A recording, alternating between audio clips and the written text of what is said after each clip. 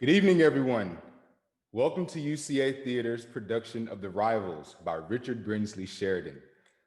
Last spring, when theaters closed all over the world, theater artists and audiences immediately began searching for ways to carry on. How can we actively pursue our need to enact stories when we have to stay masked and distanced and apart? This is our experiment with Zoom theater.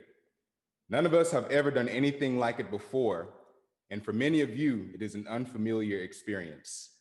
We are excited to do this with you, and we are obliged to you for your kind attention. Sheridan's play takes place in Bath, England in early 1775 when it was written. The performance will begin shortly. Thank you.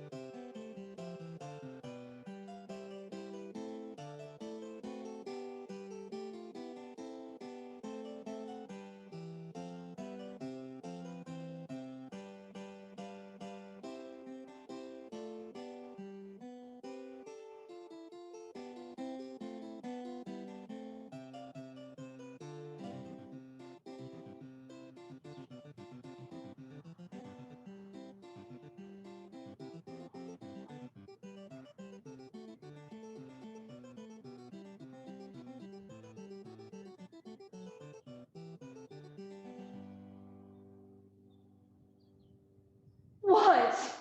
Thomas? Sure it is he. What? Thomas! Thomas! Hey, Hod's life! Mr. Fagg, my old fellow servant! I'm devilish glad to see you, my lad. Why, my prince of charioteers, you look hardy. But who the deuce thought of seeing you in Bath? Sure, Master, Madam Julia, and several of the servants be all come. Indeed. Aye, Master thought another fit of the gout was coming on, so he had a mind to give it the slip. And whip, we were all off in an hour's warning. Aye, hasty in everything, or not be Sir Anthony absolute. But tell us, Mr. Fagg, how does young Master? Odd, Sir Anthony will stare to see the captain here. I do not serve Captain Absolute now. Why, sure. At present, I'm employed by Ensign Beverly. I doubt, Mr. Fagg, you have changed for the better. I have not changed, Thomas. No. Didn't you say you had left young Master? No. Well, Thomas, I must puzzle you no further. Briefly then, Captain Absolute and Ensign Beverly are one and the same person. The devil they are. So it is indeed. And the ensign half of my master being on guard at present, the captain has nothing to do with me. So. What? This is some freak, I warrant. Do tell us, Mr. Fagg, the meaning of it. You'll be secret, Thomas? As a coach horse. Why then the cause of all this is love. Love, Thomas, who's been a masquerader ever since the days of Jupiter. I guess there might be a lady in the case. But pray, why does your master pass only for ensign? Now, if he had sham general. Ah, Thomas, there lies the mystery. My master's in love with a lady of very singular taste. A lady who likes him better as half-paid ensign than if she knew he was the son and heir to Sir Anthony Absolute, a baronet of 3,000 a year. That is an odd taste indeed. But has she got the stuff, Mr. Fagg? Is she rich, eh? Rich? Why, I believe she owns half the stocks. Zooms, Thomas, she could pay the national debt as easily as I could pay my washerwoman. Bravo, Faith. But does she draw kindly with the captain? As fine as pigeons. May one hear her name? Miss Lydia Languish. But there's this old tough aunt in the way, though by the by, she has never seen my master. For we got acquainted with Miss while on the visit to Gloucestershire.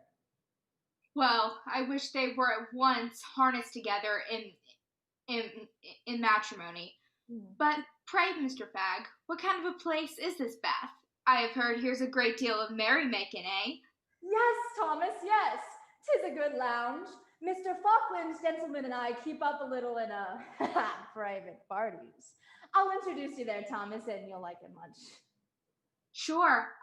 I know him well. And you know his master, Mr. Falkland, is to marry Madame Julia. I have forgot. But Zooks, 'tis the captain. Is that the lady with him? No, that's Madame Lucy, Miss Lydia's maid. Odd. He's giving her money. Well, Mr. Fagg. Goodbye, Thomas. I have an appointment at 8 at Guide's Porch this evening. Meet me there and we'll make a little party.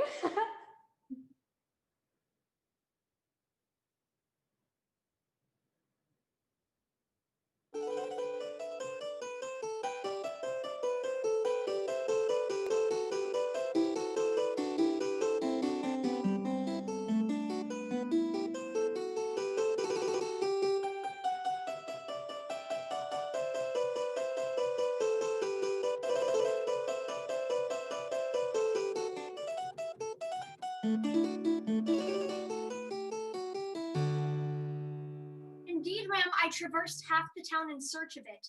I don't believe there's a circulating library in Bath I hadn't been at. And could not you get the reward of constancy? No, indeed, ma'am. Nor the fatal connection? No, indeed, ma'am. Nor the mistakes of the heart or the delicate distress? No, indeed, ma'am. I asked everywhere for them. Hi-ho. Well, child, what have you brought me?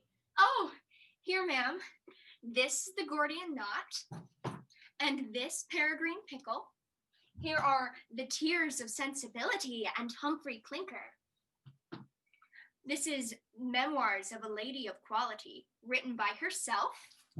And here, the second volume of The Sentimental Journey. Hi-ho. What are those books by the glass? Oh, the great one is Only the Whole Duty of Man, where I press a few flowers, ma'am. Very well. Give me the sal volatile. Is it in a blue cover, ma'am? My smelling bottle, you simpleton. Oh, the drops. Here, ma'am. Hold. Here's someone coming. Quick, go see who it is. Surely I heard my cousin Julia's voice. Lud, ma'am, here is Miss Melville. Is it possible? My dearest Julia, how delighted am I! How unexpected! True, Lydia, and our pleasure is the greater. Ah, Julia, I have 1,000 things to tell you. But first, inform me what has conjured you to Bath. Is Sir Anthony here? He is. We are arrived within this hour, and I suppose he will be here to wait on Mrs. Malaprop as soon as he is dressed. Then before we are interrupted, let me impart with you some of my distress. You know of my whole connection with Beverly. But I have lost him, Julia.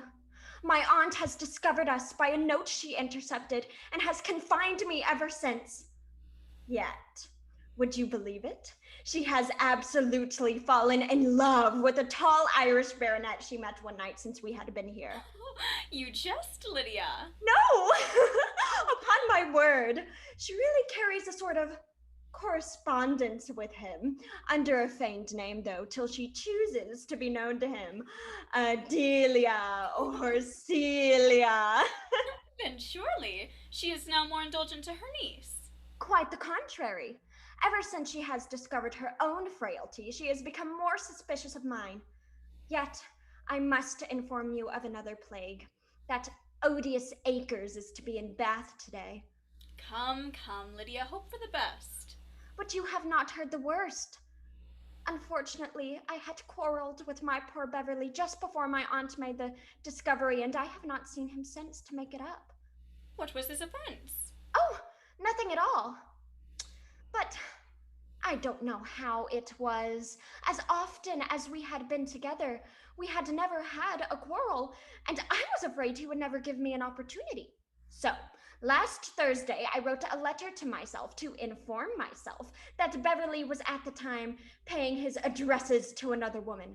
I signed it, Your Friend Unknown, showed it to Beverly, charged him with his falsehood, put myself in a violent passion, and vowed I'd never see him more. And you let him depart so, and have not seen him since? 'Twas the next day my aunt found the matter out. I only intended to tease him for 3 days and a half. And now I've lost him forever. If he is as deserving and sincere as you have represented him to me, he will never give you up so. Yet consider, Lydia. You tell me he is but an ensign, and you have 30,000 pounds. But you know I lose most of my fortune if I marry without my aunt's consent. Till of age, which what I've been determined to do ever since I knew the penalty. Nor could I love a man who would wait a day for the alternative. Nay, this is caprice. What? Does Julia tax me with caprice? I thought her lover Falkland inured her to it.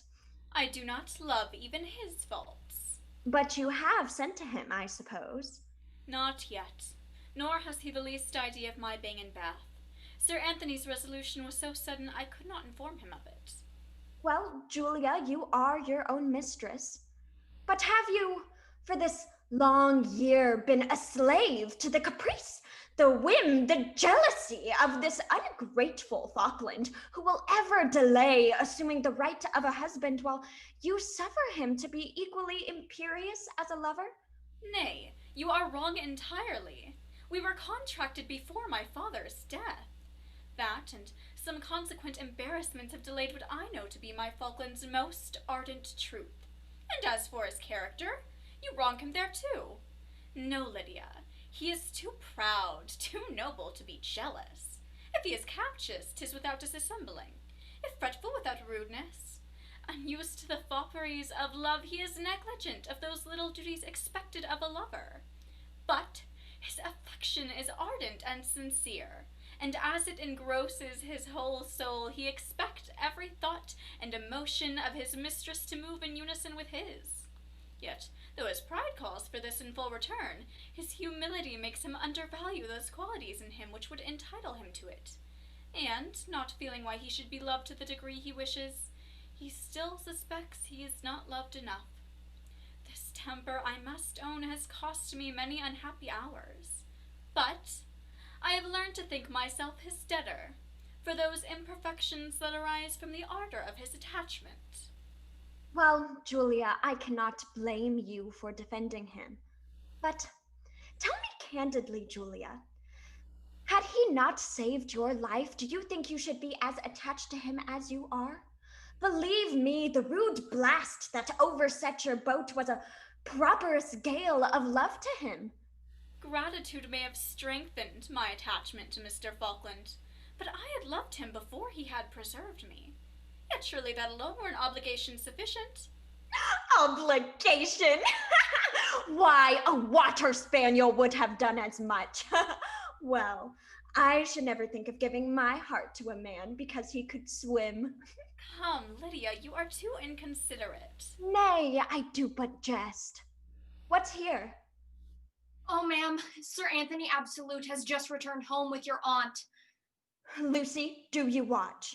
Yet I must go. Sir Anthony does not know I am here, and if we meet, he'll detain me to show me the town. I'll take another opportunity of paying my respects to Mrs. Malaprop, when she shall treat me, as long as she chooses, with her select words so ingeniously misapplied, without being mispronounced. Oh, Lud, ma'am, they are coming upstairs. Well, I'll not detain you, coz. Adieu, my dear Julia. I'm sure you are in haste to send to Falkland. There, through my room you'll find another staircase. Adieu. Here, my dear Lucy, hide these books. Quick, quick, fling Peregrine Pickle under the toilet. Throw Roderick Random into the closet. Put the Innocent Adultery into The Whole Duty of Man. Thrust Lord Aimworth under the sofa. Cram Ovid behind the bolster. There, put the Man of Feeling into your pocket. So, now lay Mr. Sapone in sight and leave Fortis's sermons open on the table. Now fling me Lord Chesterfield's letters. Now for 'em. There, Sir Anthony, there sits the deliberate simpleton who wants to disgrace her family and lavish herself on a fellow not worth a shilling. Madam, I thought you once You thought, miss? I don't know any business you have to think at all. Thought does not become a young woman. But the point we would request of you is that you will promise to forget this fellow, to illiterate him, I say, quite from your memory. Madam, our memories are independent of our wills. It is not so easy to forget. But I say it is, miss. There is nothing on earth so easy as to forget, if a person chooses to set about it. I'm sure I have as much forgot your poor dear uncle as if he had never existed, and I thought it my duty to do so. And let me tell you, Lydia, these violent memories don't become a young woman. Why, sure, she won't pretend to remember what she's ordered not. Aye, this comes of her reading. What crime, madam, have I committed to be treated thus? Now, don't attempt to extricate yourself from the matter. You know I have proof controvertible of it. But tell me, will you promise to do as you're bid? Will you take a husband of your friend's choosing? Madam, I must tell you plainly that had I no preferment for anyone else, your choice would have been my aversion. What business have you, miss, with preference and aversion? They don't become a young woman, and you ought to know that as both always wear off, 'tis safest in matrimony to begin with a little aversion. I'm sure I hated your poor dear uncle before marriage, as if he had been a Visigoth, and yet, miss, you are sensible what a wife I made. And when it pleased heaven to release me from him, 'tis unknown what tears I shed. But suppose we were going to give you another choice. Will you promise us to give up this Beverly? Could I belie my thoughts as far as to give that promise? My actions would certainly as far belie my words. Take yourself to your room. You are fit company for nothing but your own ill humors. Willingly, ma'am. I cannot change for the worse. There's a little intricate hussy for you. It is not to be wondered at, ma'am.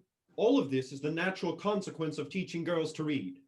Had I 1,000 daughters, by heaven, I'd have sooner have them taught witchcraft as their alphabet. Nay, nay, Sir Anthony, you are an absolute misanthropy. In my way hither, Mrs. Malaprop, I observed your niece's maid coming forth from a circulating library. She had a book in each hand, and from that moment I guessed how full of duty I should see her mistress. Oh, Those are vile places indeed. Madam, a circulating library in a town is as an evergreen tree of diabolical knowledge. It blossoms through the year, and depend on it, Mrs. Malaprop, that they who are so fond of handling the leaves will long for the fruit at last. Fie, Sir Anthony. You surely speak laconically. Why, Mrs. Malaprop, in moderation now, what would you have a woman know? Observe me, Sir Anthony.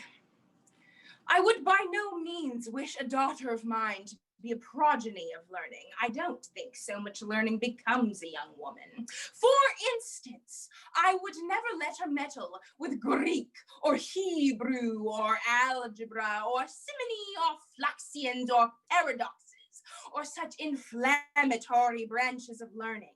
Neither would it be necessary for her to handle any of your mathematical, astronomical, diabolical instruments. But, Sir Anthony, I would send her at 9 years old to a boarding school in order to learn a little ingenuity and artifice. Then, sir, she should have a supercilious knowledge in accounts.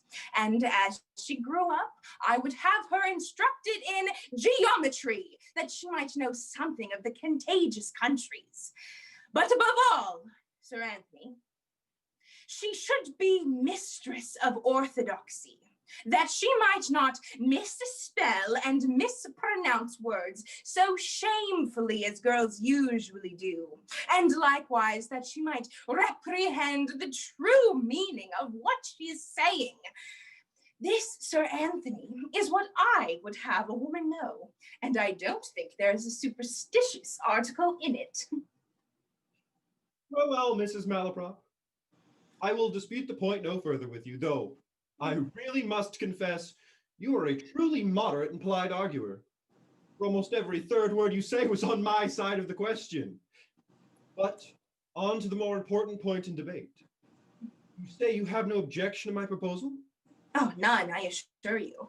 I am under no positive engagement with Mr. Akers, and as Lydia is so obstinate against him, perhaps your son may have better success.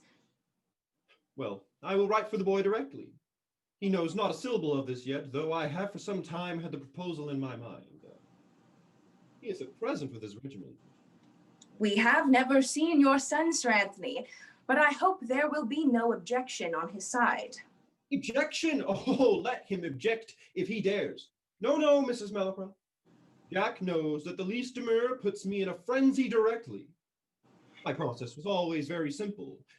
In his younger days 'twas, Jack, do this. And if he demurred, I knocked him down. And if he grumbled at that, I always sent him out of the room. Aye, and the properest way on my conscience. Nothing is so consolating to young people as severity.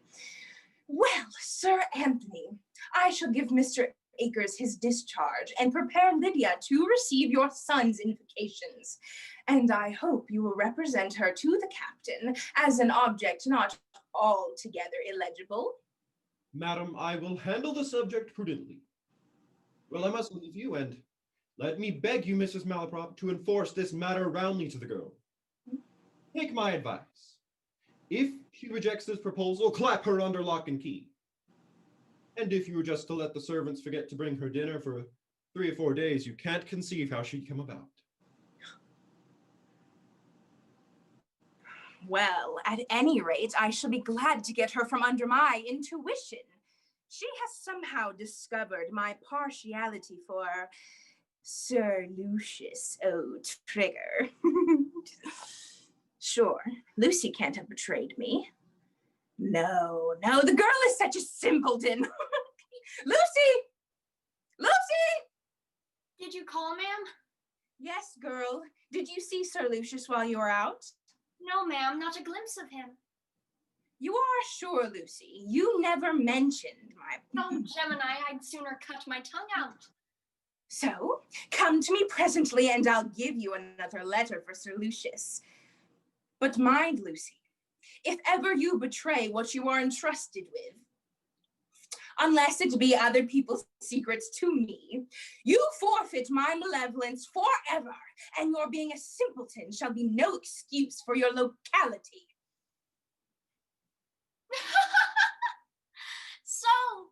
dear simplicity, let me give you a little respite. Let girls in my station be as fond as they please of appearing expert and knowing in their trusts. Commend me to a mask of silliness with a pair of sharp eyes for mine own interest under it. Let me see to what account I have turned my simplicity lately. For abetting Miss Lydia Languish in a design of running away with an ensign. In money, £12.12. Gowns, 5. Hats, ruffles, caps, etc., numberless. From the said ensign within the last month, 6 guineas and a half, about a quarter's pay. Item from Mrs. Malaprop for betraying the young people to her, when I found matters were likely to be discovered, 2 guineas and a black gown. Item from Mr. Akers for carrying diverse letters which I never delivered, 2 guineas and a pair of buckles. Item from Sir Lucius O'Trigger, 3 crowns, 2 gold pocket pieces, and a silver snuff box. Well done, simplicity! Yet I was forced to make my Hibernian believe that he was corresponding not with the aunt, but with the niece.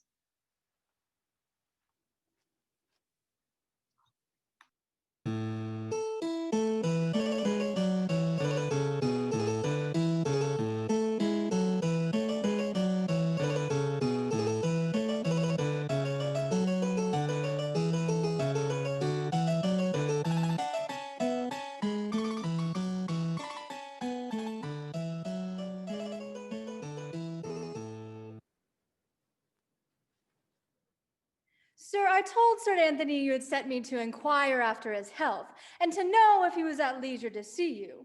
And what did he say upon hearing that I was at Bath? Sir, in my life, I've never saw an elderly gentleman more astonished. He started back 2 or 3 paces, rapped out a dozen of interjectual oaths, and asked, "What the devil I brought you here?" What did you say? Oh, I lied, sir. I forgot the precise lie, but you may depend on it. He got no truth from me, yet for fears of blunder in the future, I should be glad to fix what has brought us to Bath, in order we may lie a little consistently. Sir Anthony's servants were curious, sir. Very curious indeed. You have said nothing to them. Oh, not a word, sir, not a word. My master has come to Bath to recruit. Yes, sir, I said to recruit. Well, recruit will do. Let it be so. Is Mr. Falcon returned? He is above, sir, changing his dress. Can you tell whether he has been informed of Sir Anthony and Miss Melville's arrival? I fancy not, sir. Go, tell him I am here. Yes, sir. I beg a pardon, sir. But should Sir Anthony call, you will do me a favor to remember we are recruiting, if you please. Well. And in the tenderness to my character, I shall esteem it an obligation. Though I never scruple a lie to serve my master, yet it hurts one's conscience to be found out. And now, for my whimsical friend. If he does not know that his mistress is here, I'll tease him a little before I tell him. Falkland, you're welcome to Bath again. You are punctual in your return. Yes, I had nothing to detain me. Well, what news since I left you? How stand matters between you and Lydia? Faith, much as they were, I have not seen her since our quarrel. However, I expect to be recalled at every hour. Why don't you persuade her to go off with you at once? What, and lose 2/3 of her fortune? You forget that, my friend. No, I could have brought her to that long ago. Hey, then you trifle too long. If you are sure of her, right? Sir Anthony for his consent and propose to the aunt in your own character. Softly. For though I am convinced my little Lydia would elope with me as Ensign Beverly, I am by no means certain that she would take me with the impediment of our friend's consent, a regular humdrum wedding, and the revision of a good fortune on my side. No, I must prepare her gradually for the discovery and make myself necessary to her before I risk it. Well, but Falkland, you'll dine with us today at the hotel? Indeed, I cannot. I'm not in spirits to be of such a party. By heavens, I shall forswear your company. You are the most teasing, captious, incorrigible lover. Do love like a man. Am I not a lover? I and a romantic one too? Yet do I carry with me everywhere such a confounded farrago of doubts, fears, hopes, wishes, and all the flimsy furniture of a country Mrs. Brain? For heaven's sake, what grounds for apprehension can you conjure up at present? What grounds for apprehension did you say? Heavens, are there not 1,000? I fear for her spirits, her health, her life. Oh, Jack, when delicate and feeling souls are separated, there's not a feature in the sky, not a movement of the elements, not an aspiration of the breeze, but hint some cause for a lover's apprehension. Aye, but we may choose whether we take the hint or not. So then, Falkland, if you were convinced your mistress were well and in good spirits, you would be entirely content? I should be happy beyond measure. I'm anxious only for that. Then to cure your anxiety at once, Miss Melville is in perfect health and is at this moment in Bath. Nay, Jack, don't trifle with me. She has arrived here with my father within the hour. Can you be serious? I thought you knew Sir Anthony better than to be surprised at a sudden whim of this kind. Seriously then, it is as I tell you, upon my honor. My dear Jack, now nothing on earth can give me a moment's uneasiness. Sir, Mr. Akers just arrived, is below. Say, Falkland, this Akers lives within a mile of Sir Anthony, and he shall tell you how your mistress has been since you left her. Show him up, Fag. What, is he much acquainted in the family? Oh, very intimate. Well then, I should like to ask him a few questions.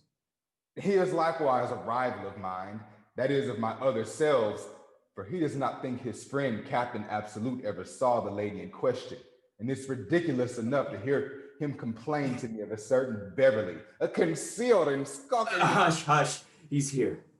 Oh, my dear friend, noble captain and honest Jack, how dost thou? Just arrived, faith, as you see. Sir, your humble servant. Warm work on the roads, Jack. Holy horseshit, I have traveled like a comet with a tail of dust all the way as long as the mall. Ah, Bob, you are indeed an eccentric planet, but we know your attraction hither. Give me leave to introduce Mr. Falkland to you. Mr. Falkland, Mr. Akers. Sir, I am most heartily glad to see you. Hey, Jack, what? This is Mr. Falkland. Hi, Bob. Miss Melville's Mr. Falkland. Aha, she and your father can be but just arrived before me. I suppose you have seen them. Ah, Mr. Falkland, you are indeed a happy man. I have not seen Miss Melville yet, sir. I hope she enjoyed full health and spirits in Devonshire. Never knew her better in my life, sir. Never better. Holy blushes and blooms, she has been as healthy as a steam bath at the spa. Indeed. I did hear she had been a little indisposed. False, false, sir. Only said to vex you. Quite the reverse, I assure you. There, Jack. You see, she has the advantage of me. I had almost fretted myself ill. What, now you are angry at your mistress for not having been sick? No, no, no, you misunderstand me. Yet surely a little trifling indisposition is not an unnatural consequence of absence from those we love. Now confess, isn't there something unkind in this violent, robust, unfeeling health? Oh, it was very unkind of her to be well in your absence, to be sure. Well, but sir, you were saying Miss Melville has been so exceedingly well. What then, she has been merry and gay, I suppose? Always in spirits, eh? Oh, she has been the belle and spirit of the company wherever she has been. So lively and entertaining, so full of wit and humor. There, Jack, there. Oh, by my soul, what, happy and I away? How done. How foolish this is. Just now you were only apprehensive for your mistress's spirits. Why, Jack, have I been the joy and spirit of the company? Indeed, you have not. Have I been lively and entertaining? Upon my word, I acquit you. Have I been full of wit and humor? No, faith, to do you justice, you have been confoundedly stupid indeed. What's the matter with the gentleman? He is only expressing his great satisfaction at hearing that Julia has been so well and happy, that's all. Hey, Falkland. Oh, I am rejoiced to hear it. Yes, yes, she has a happy disposition. Oh, that she has indeed. Then she is so accomplished, so sweet a voice, so expert at her harpsichord, such a mistress of flat and sharp, squillante, rumblante, quiverante. There again, you see? What say you to this? See, she's all mirth and song, not a thought of me. Man, is not music the food of love? Well, well, it may be so. Pray, Mr. What's his damned name? Can you remember what songs Miss Melville sung? Oh, not I, indeed. Stay now, there were some pretty melancholy airs, I warrant. Perhaps you may recollect. Did she sing, "When absent from my soul's delight"? Oh, no, that wasn't it. Or "Go gentle gales"? Oh, no, nothing like it. Lord, now I recollect one of them. My heart's my own, my will is free. Fool! Fool that I am to fix all my happiness on such a trifler. What can you say to this, sir? Why, that I should be glad my mistress has been so merry, sir. Nay, nay, nay. I'm not sorry that she has been happy. No, no, I am glad of that. I would not have had her sad or sick. Yet surely a sympathetic heart would have shown itself even in the choice of a song. But she has been dancing too, no doubt. What does the gentleman say about dancing? He says the lady we speak of dances as well as she sings. Oh, I truly. Hell and the devil! There, there. I told you so. I told you so. She thrives in my absence. Dancing. For heaven's sake, Falkland, suppose she has danced. Does not the ceremony of society often... Well, well, I'll contain myself. Perhaps, as you say, for form's sake. What, Mr. Akers, you were praising Miss Melville's manner of dancing a minuet, hey? Oh, I dare applaud her for that. But what I was going to speak of was her country dancing. Oh, she has such an air with her, so quick, so lively. Country dances! A minuet I could have forgiven, but country dances? Oh, Jack, there never can be but one man in the world with whom a truly modest and delicate woman ought to pair with in a country dance. And even then, the rest of the couple should be her great uncles and aunts. I, to be sure, grandfathers and grandmothers. Leave you? I own I am somewhat flurried, and that confounded Luby has perceived it. Nay, but stay, Falkland, and thank Mr. Akers for his good news. Damn his news! Poor Falkland, 5 minutes since. Nothing on earth could give me a moment's uneasiness. The gentleman wasn't angry at my praising his mistress, was he? A little jealous, I believe, Bob. You don't say so. Jealous of me? That's a good joke. There's nothing strange in that, Bob. Let me tell you, that sprightly grace and insinuating manner of yours would do some mischief among the girls here. You joke. Mischief. But you know I am not my own property. My dear Lydia half forestalled me. She never could abide me in the country, because I used to dress so badly. But, holy ruffs and cuffs, I'll make my old clothes know who's master. I shall straightway cashier the hunting frock, and render my leather breeches incapable. My hair has been in training quite some time. Indeed. Aye, and the side curls are a bit restive. My hind part takes it very kindly. You'll polish, I doubt not. Absolutely. I propose so. Then, if I can just find out this instant Beverly, holy triggers and flints up. Looks like a man. Sir, your father is below and desires to see you. You puppy, why didn't you show him up directly? Well, I must be gone. You have business with Sir Anthony, and I expect a message from Mrs. Malaprop at my lodgings. I have sent also to my dear friend, Sir Lucius O'Trigger. Adieu, Jack. We must meet at night when you shall give me a dozen bumpers to little Lydia. That I will, Bob, with all my heart. And now for a parental lecture. I hope he has not heard of the business that has brought me here. I wish the gout had held him fast in Devonshire with all my soul. Sir, I am delighted to see you here, looking so well. Your sudden arrival at Bath made me apprehensive for your health. Very apprehensive, I dare say, Jack. What, you are recruiting here, eh? Yes, sir, I am on duty. Well, I am glad to see you, though I did not expect it, for I was going to write to you on a little matter of business. Now, Jack, I have been considering that I grow old and infirm and shall probably not trouble you long. Pardon me, sir, but I have not seen you look more strong and hearty, and I pray frequently that you may continue so. I hope your prayers may be heard with all my heart. Well then, Jack, I have been considering that I am so strong and hearty that I may continue to plague you a long time. Now, Jack, I am sensible that the income of your commission and what I have hitherto allowed you is but a small pittance for a lad of your spirit. Sir, you are very good. And it is my wish, while yet I still live, to have my boy make some figure in the world. I have resolved, therefore, to fix you at once in a noble independence. Sir, your kindness overpowers me. Such gratitude makes the gratitude of reason more lively than the sensations of even filial affection.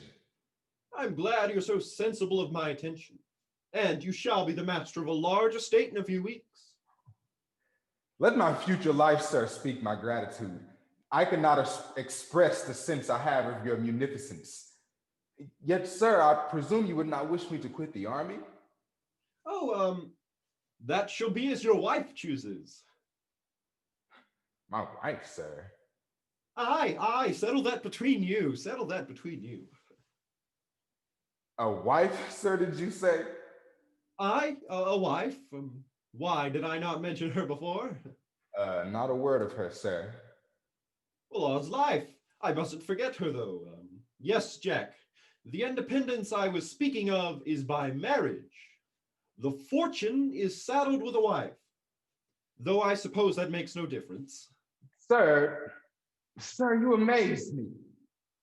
What the devil's the matter with the fool? Just now, you were all gratitude and duty. I was, sir. You talked to me of independence and a fortune, but not a word of a wife. Well, what difference does that make? Odds life, sir. If you have the estate, you must take it with the livestock on it, as it stands. If my happiness is to be the price, sir, then I must beg leave to decline the purchase. Pray, sir, who is the lady? What's that to you? Come, give me your promise to love and to marry her directly. Sure, sir, this cannot be very reasonable. To summon my affections for a lady I know nothing of? I am sure, sir, it is more unreasonable in you to object to a lady you know nothing of. Well then, sir, I must tell you plainly that my inclinations are fixed on another. My heart is engaged to an angel. Then pray, let it send an excuse. It is very sorry, but business prevents its waiting on her. But my vows are pledged to her. Let her foreclose, Jack. Let her foreclose. They are not worth redeeming. Besides, you have the angel's vows in exchange, I suppose, so there can be no loss there. Sir, you must excuse me if I tell you plainly that in this point, I cannot obey you. Hark ye, Jack. I have heard from you for some time with patience. I have been cool, quite cool. But take care, you know I am compliance itself when I am not thwarted. No one more easily led when I have my own way, but don't put me in a frenzy. Sir, I must repeat it. In this, I cannot obey you. Now damn me if I ever call you Jack again while I live. Nay, sir, but hear me. No, sir, I won't hear a word. Not a word, not one word. So give me your promise by a nod, and I'll tell you what, Jack. I mean, you dog, if you don't. What, sir? Promise to link myself to some mass of ugliness? Stones! Sir, the lady shall be as ugly as I choose. She shall have a hump on each shoulder. She shall be as crooked as the crescent. Her one eye shall roll like the bulls in Cox's museum. She shall have skin like a mummy and the beard of a goat. She shall be all this, sir, yet I will make you ogle her all day and sit up all night to write sonnets on her beauty. Well, this is reason and moderation indeed. Why, you impudent, insolent, overbearing reprobate, I give you 6 hours and a half, if you then agree without any condition to do everything on earth of my choosing. In time I may forgive you, and if not, zoons, don't enter the same hemisphere with me. Don't dare breathe the same air or use the same light as me, but get an atmosphere and a son of your own. I'll disinherit you, I'll disown you, I'll unget you, and damn me if I ever call you Jack again. Mild, gentle, considerate father. I wonder what all the wealthy hag it is he wants to bestow on me. Yet he himself married for love, and was in his youth a bold intriguer and a gay companion. The skin of a mummy, a beard of a goat.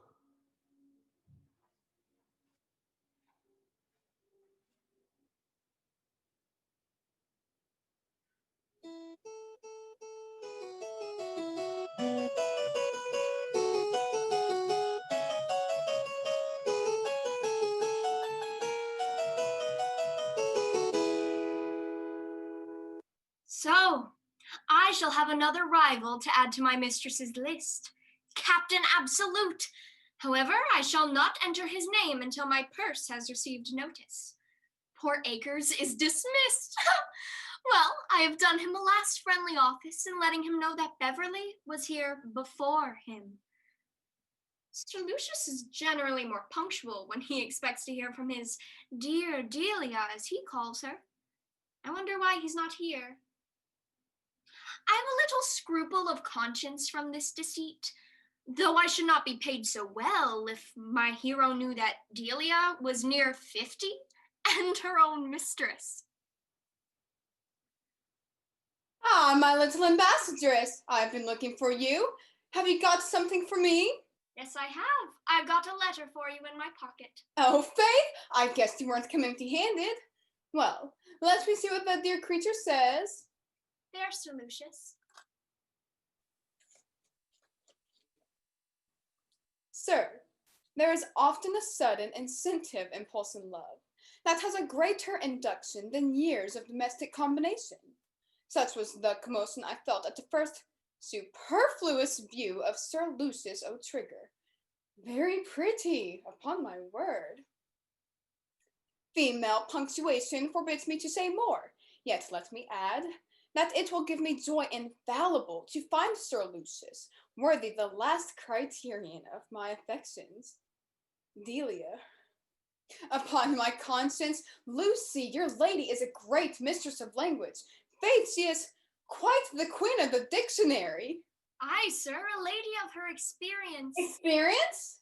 What, at 17?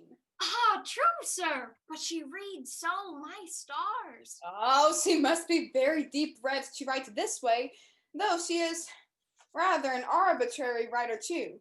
For here are a great many poor words pressed into the service of this note. Ah, Sir Lucius, if you were to hear how she talks of you. Ah, tell her I'll make her the best husband in the world, and Lady O'Trigger into the bargain. Now, my pretty lady, here's a little something to buy you a ribbon. And meet me in the evening, and I'll give you an answer to this. So, ma'am, I humbly beg pardon. Oh, Mr. Fagg, you flirty one so. Come, Lucy. Here's no one by, so a little less simplicity, with a grain or two more sincerity, if you please. You play false with us, madam.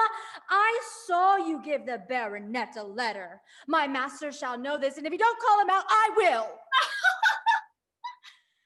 Gentlemen's gentlemen are so hasty. That letter was from Mrs. Malaprop Simpleton. She is taken with Sir Lucius's address. How? What taste some people have. But What says our young lady? Any news to my master? Sad news, Mr. Fagg. A worse rival than Acres. Sir Anthony Absolute has proposed his son. What, Captain Absolute? Even so, I overheard it all. Very good faith. Goodbye, Lucy. I must away with this news. You may laugh, but it is true, I assure you. But Mr. Fagg, tell your master not to be cast down by this. Oh, he will be so disconsolate. And charge him not to think of quarreling with young Absolute. Never fear, never fear. Bid him keep up his spirits. Oh, we will. We will.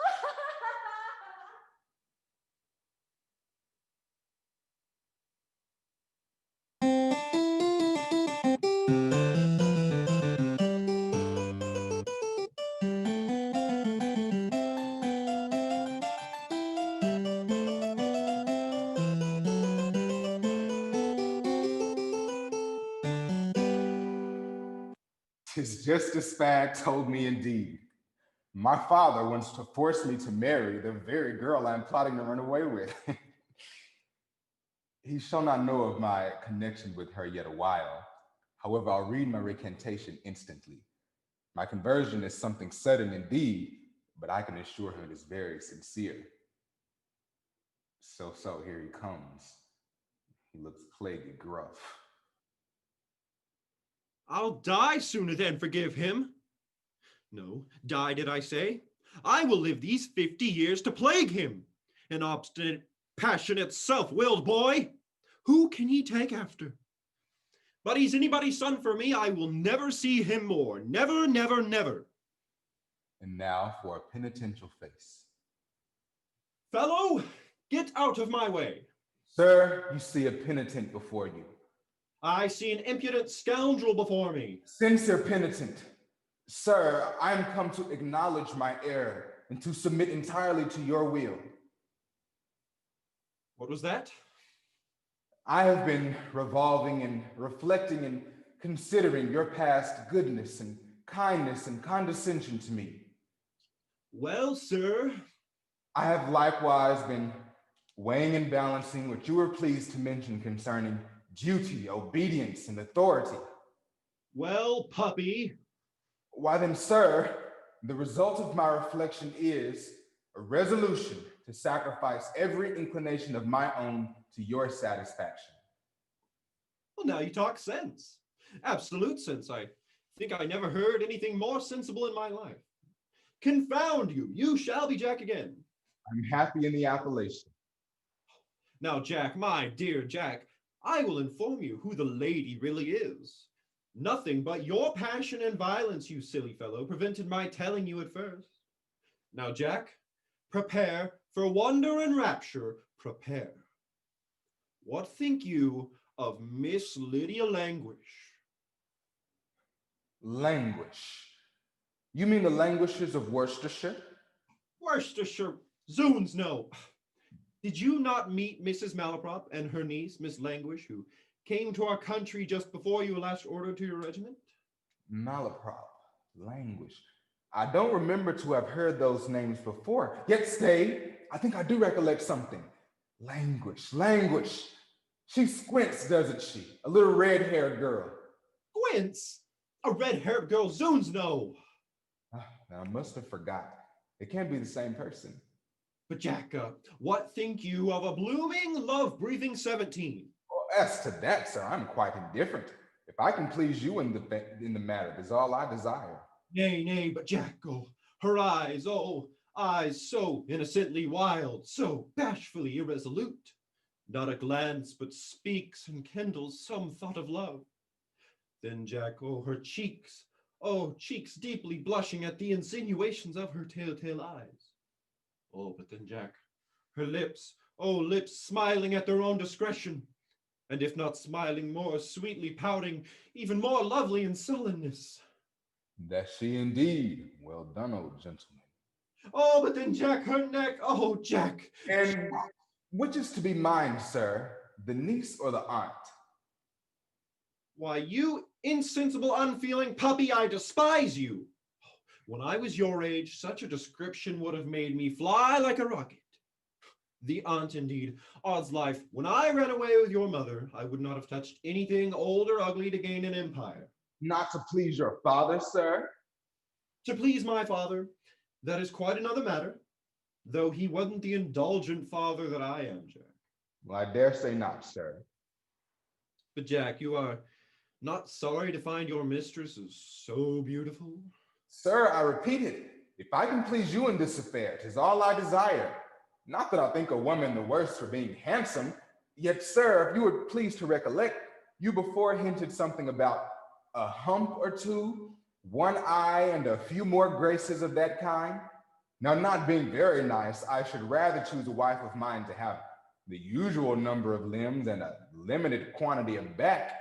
And though one eye may be very agreeable, yet as the prejudice has always run in favor of two, I should not wish to affect a singularity in that article. What a cold block of wood you are! You, a soldier, you are fit only to dust the company's uniforms. Odds life, I have a great mind to marry the girl myself. Sir, I am entirely at your disposal. If you should think of addressing this languish yourself, I suppose you would have me marry the aunt. Or if you should change your mind and take the old lady, 'tis the same to me. I'll marry the niece.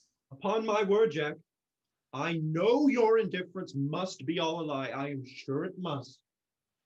Come, confess, Jack. I'll never forgive you if you hadn't been lying and playing the hypocrite. I'm sorry, sir, that the respect and duty which I bear to you should be so mistaken. Hang your respect and duty. But come along with me. I will write a note to Mrs. Malaprop, and you will visit the lady directly. Her eyes will be the Promethean torch to you. Oh, come along. I will never forgive you if you don't come back stark mad with rapture and impatience. And if you don't, egad, I will marry the girl myself.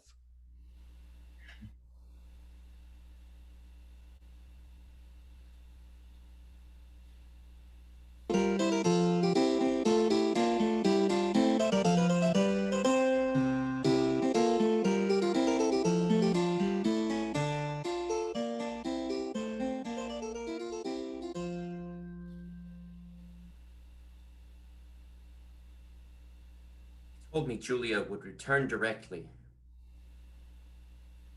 How mean does this captious, unsatisfied temper of mine appear to my cooler judgment? I am conscious of it, yet I cannot correct myself. What tender, honest joy sparkled in her eyes when we met. How delicate was the warmth of her expression.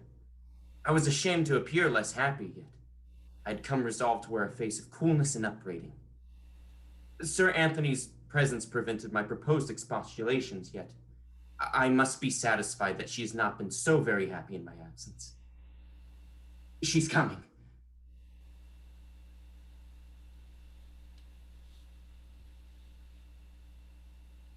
I had not hoped to see you again so soon. Could I, Julia, be contented with my first welcome, restrained as we were by the presence of a third person? Oh, Falkland, when your kindness can make me thus happy, let me not think that I've discovered something of coldness in your first salutation. 'Twas but your fancy, Julia. I was rejoiced to see you in such health. Sure I had no cause for coldness? Nay. Then I see you have taken something ill. You must not conceal from me what it is. Well then, shall I own to you that my joy at hearing of your health and arrival here by your neighbor Acres was somewhat damped by his dwelling much on the high spirits you enjoyed in Devonshire. Your mirth, your singing, dancing, and I know not what. I never can be happy in your absence. If I were a countenance of content, it is to show that my mind holds no doubt of my Falkland's truth. I have often dressed sorrow in smiles, lest my friend should guess whose unkindness had caused my tears. You were ever all goodness to me. Oh, I am a brute, but when I admit a doubt of your true constancy.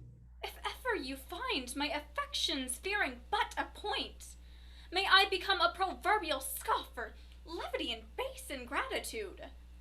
Ah! Julia, that last word is grating to me. I would I had no title to your gratitude. Search your heart, Julia. Perhaps what you have mistaken for love is but the warm effusion of a too thankful heart. I see you are determined to be unkind. The contract which my poor father bound us in gives you more than a lover's privilege. Again, Julia, you raise ideas that feed and justify my doubts. Perhaps your high respect alone for this solemn compact has fettered your inclinations, which else had made a worthier choice. Then try me now. Let us be as free as strangers as to what is past. My heart will not feel more liberty. There now, so hasty to be free. Oh, if your love for me were fixed and ardent, you would not lose your hold even though I had wished it. Oh, you torture me to the heart. I cannot bear it. I have given you no cause for this. Stay, Julia. Stay but for a moment. I hear her sobbing. 'Sdeath, what a brute am I to use her thus. After so long an absence to quarrel with her tenderness. 'Twas barbarous and unmanly. I should be ashamed to see her now. I'll wait until her just resentment is abated. And when I distress her so again, may I lose her forever and curse my folly half the day and all the night.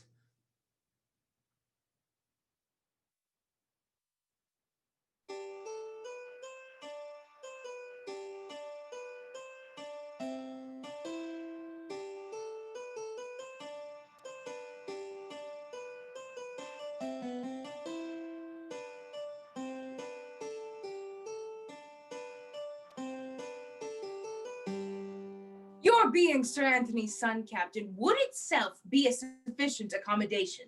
But from the ingenuity of your appearance, I am convinced you deserve the character here given of you.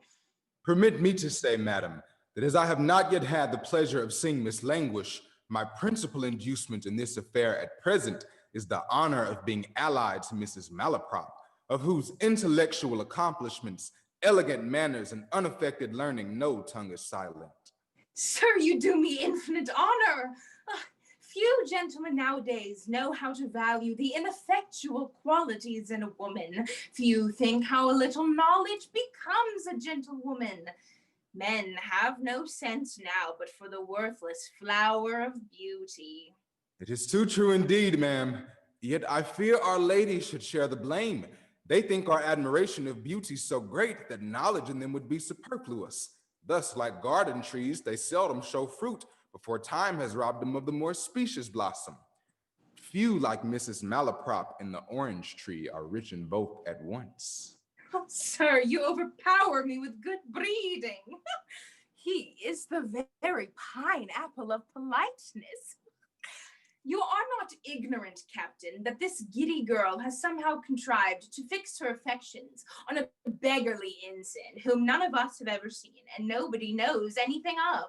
So I have heard. I am not at all prejudiced against her on that account. You are too good and too considerate, Captain. I'm sure I have done everything in my power since I exploded the affair. Long ago, I laid my positive conjunctions on her, never to think of the fellow again. Since then, I have laid Sir Anthony's prepositions before her, but I am sorry to say she seems resolved to decline every particle that I enjoin her. That must be very distressing indeed. Oh, it gives me the hydrostatics to such a degree. I thought she had persisted from corresponding with him, but behold, this very day I have interceded another letter from the fellow. I believe I have it in my pocket. Oh, the devil. My last note. Hello, traitress Lucy. There, perhaps you may know the writing. I think I have seen the hand before. Yes. Nay, but read it, Captain. My soul's idol, my adored Lydia. Very tender indeed. Tender, aye, and profane too, on my conscience. I am excessively alarmed at the intelligence you send me, the more so as my new rival That's you, sir. Has universally the character of being an accomplished gentleman and a man of honor. Well, that's handsome enough. But go on, sir. As for the old weather-beaten she-dragon who guards you, well, who can he mean by that? Me, sir, me, he means me. There, what do you think now? But go on a little further. Impudent scoundrel. It shall go hard, but I will elude her vigilance, as I am told that the same ridiculous vanity which makes her dress up her coarse features and deck her dull chat with hard words which she doesn't understand. There, sir, an attack upon my language. What do you think now? An aspiration upon my parts of speech. Was ever such a brute? Sure, if I reprehend anything in this world, it is the use of my oracular tongue and nice derangement of epitaphs. Why, he deserves to be hanged and quartered. Let me see. Same ridiculous vanity. You need not read it again, sir. I beg your pardon, ma'am. Does also lay her open to the grossest deceptions from flattery and pretended admiration, impudent coxcomb, so that I have a scheme to see you shortly with the old harridan's consent, and even to make her a go-between in our interview. Was ever such assurance? Did you ever hear anything like it? He'll elude my vigilance, will he? We'll try who can plot best. So we will, ma'am. So we will. But pray, could I not see the lady for a few minutes now? I should like to try her temper a little. Why, I don't know. I doubt she's prepared for a visit of this kind. There is a decorum in these matters. Oh, Lord, she won't mind me. Only tell her that Beverly had come to... Sir! Gently, good tongue. What did you say of Beverly? Oh, I was only going to propose that you should tell her by way of jest that it was Beverly who was below. She'd come down fast enough then. 'Twould be a trick she well deserves. Lydia, come down here. Come down, I say, Lydia. The little hussy won't hear. Well, I'll go and tell her at once who it is. She shall know that Captain Absolute has come to wait on her, and I'll make her behave as becomes a young woman. As you please, ma'am. For the present, Captain, your servant. You've not done laughing yet, I see. Elude my vigilance. Yes, yes. One would think now that I might throw off all disguise at once and seize my prize with security. But such is Lydia's caprice that to undeceive her were probably to lose her. I'll see if she knows me. What a scene am I now to go through? There stands the hated rival, an officer too. But oh, how unlike my Beverly.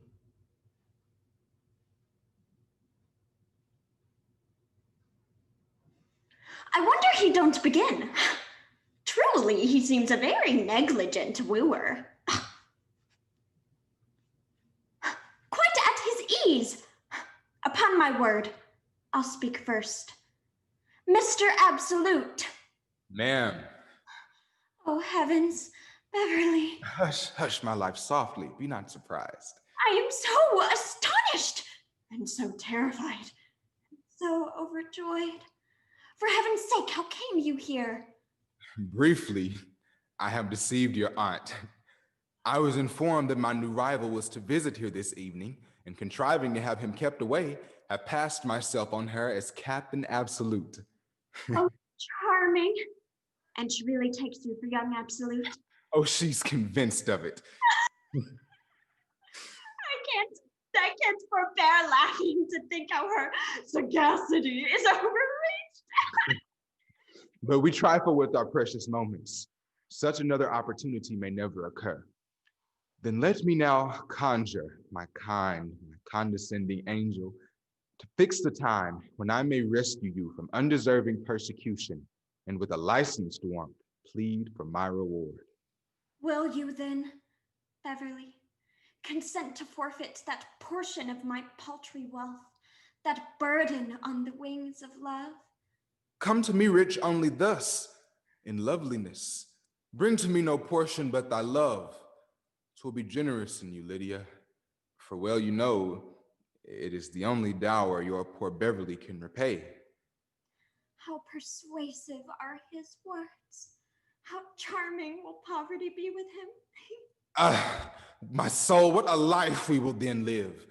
Love shall be our idol and support, and we will worship him with a monastic strictness, abjuring all worldly toys to center every thought and action there. Proud of calamity, we will enjoy the wreck of wealth, while the surrounding gloom of adversity will make the flame of our pure love show doubly bright. By heavens, I'll fling all goods of fortune from me with a prodigal hand, to enjoy the scene where I might clasp my Lydia to my bosom and say, the world affords no joys to me but here. If she holds out now, the devil's in it. Now I could fly with him to the Antipodes. So pensive, Lydia? Is then thy warmth abated? No, nor ever can while I have life. Think not the idle threats of my ridiculous aunt could ever hold any weight with me. Let her choice be captain absolute, but Beverly is mine. I am astonished at her assurance. To his face. Thus, let me enforce my suit. Oh, poor young man entreating for pity. I can contain no longer. Why, thou vixen, I have overheard you. Oh, confound her vigilance. Captain Absolute, I know not how to apologize for her shocking rudeness. All safe, I find. And I have hopes, ma'am, that time will bring the young lady to feel... Oh, there's nothing to be hoped for from her. She's as headstrong as an allegory on the banks of Nile. Nay, madam, what do you charge me with now? Why, thou unblushing rebel, didn't you tell this gentleman to his face that you loved another better? Didn't you say you never would be his? Nay, madam, I did not. Good heavens, what assurance, Lydia. Lydia, you ought to know that lying doesn't become a young woman. Didn't you boast that Beverly, that beggar Beverly, possessed your heart? 'Tis true, ma'am, and none but Beverly possessed... Hold, assurance. You shall not be so rude. Nay, Mrs. Malaprop, don't stop the young lady's speech. She does not hurt me in the least, I assure you. You are too good, Captain, too amiably patient. But come with me, miss. Let us see you again soon, Captain. Remember what we have fixed. I shall, ma'am. Come, take a graceful leave of the gentleman. May every blessing wait upon my Beverly, my lovely... I see, I'll choke the word in your throat. Come along, come along.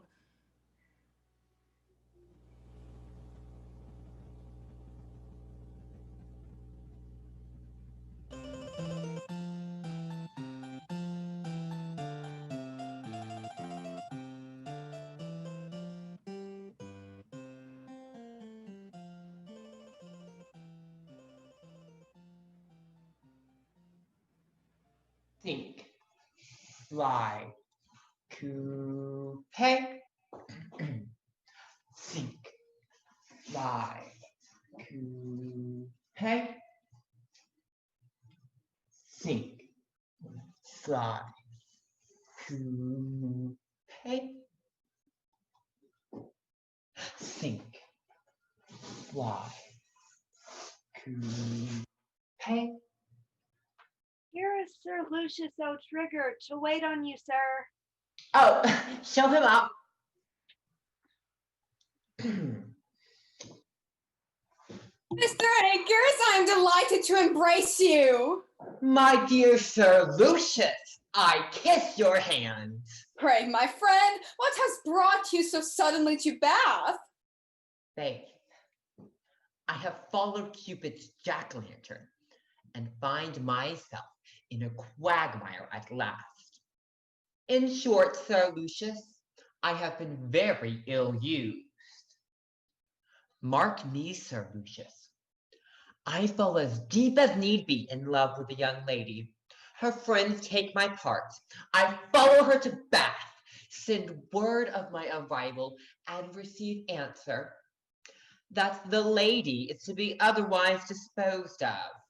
She has another lover, one Beverly, who I am told is now in Bath. Holy slanders and lies. He must be at the bottom of it. A rival in the case is there, and you think he has supplanted you unfairly?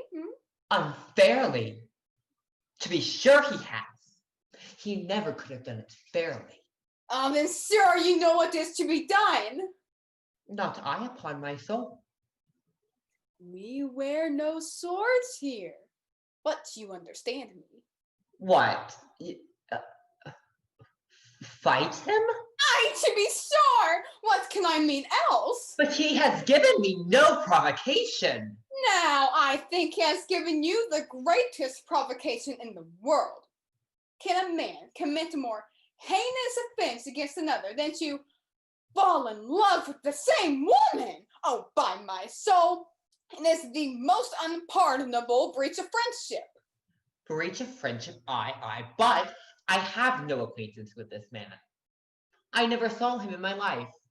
Well, that's no argument at all. He has the less right then to take such a liberty.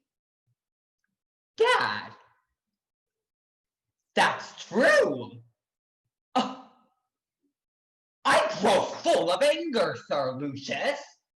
I fire apace. Holy hilts and blades, I find a man may have a deal of valor in him and not know it. But couldn't I contrive to have a little right on my side? What the devil signifies right when your honor is concerned? Did Achilles or my little Alexander the Great ever inquire where the right lay? No.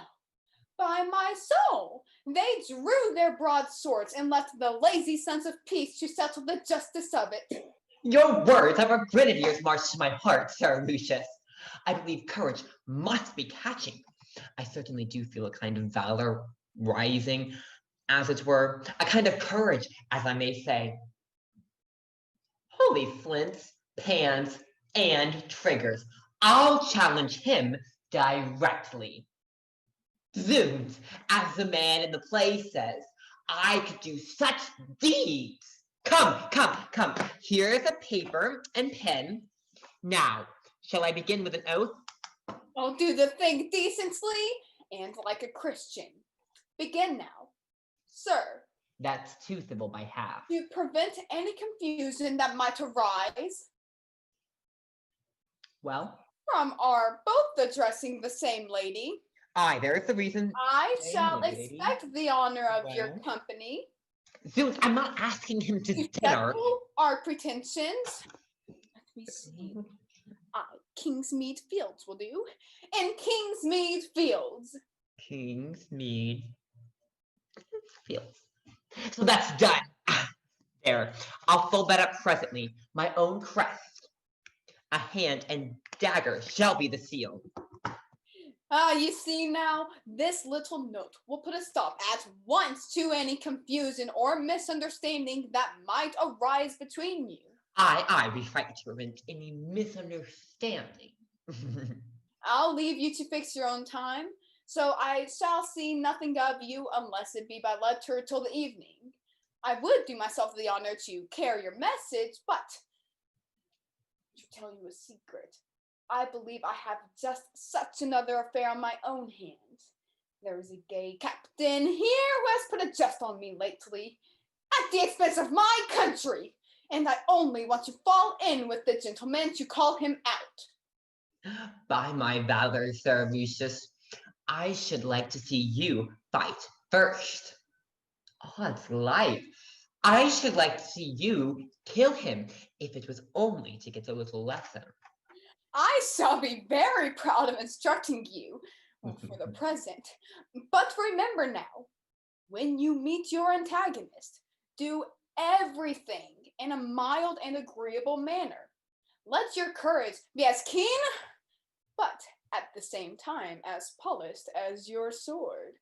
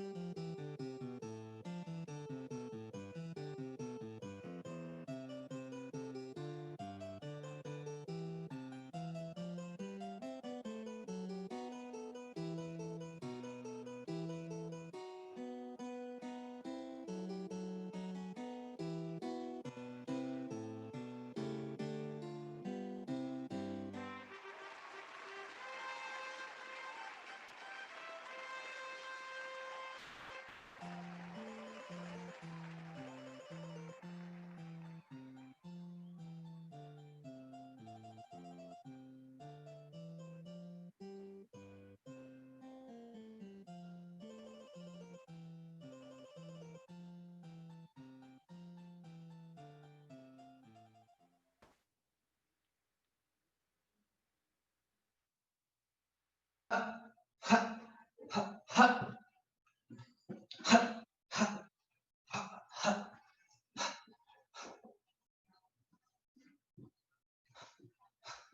Absolute, sir.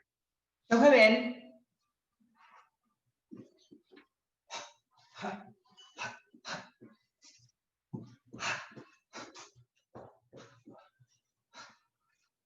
What's the matter, Bob? You sent for me? What did you want with me, Bob?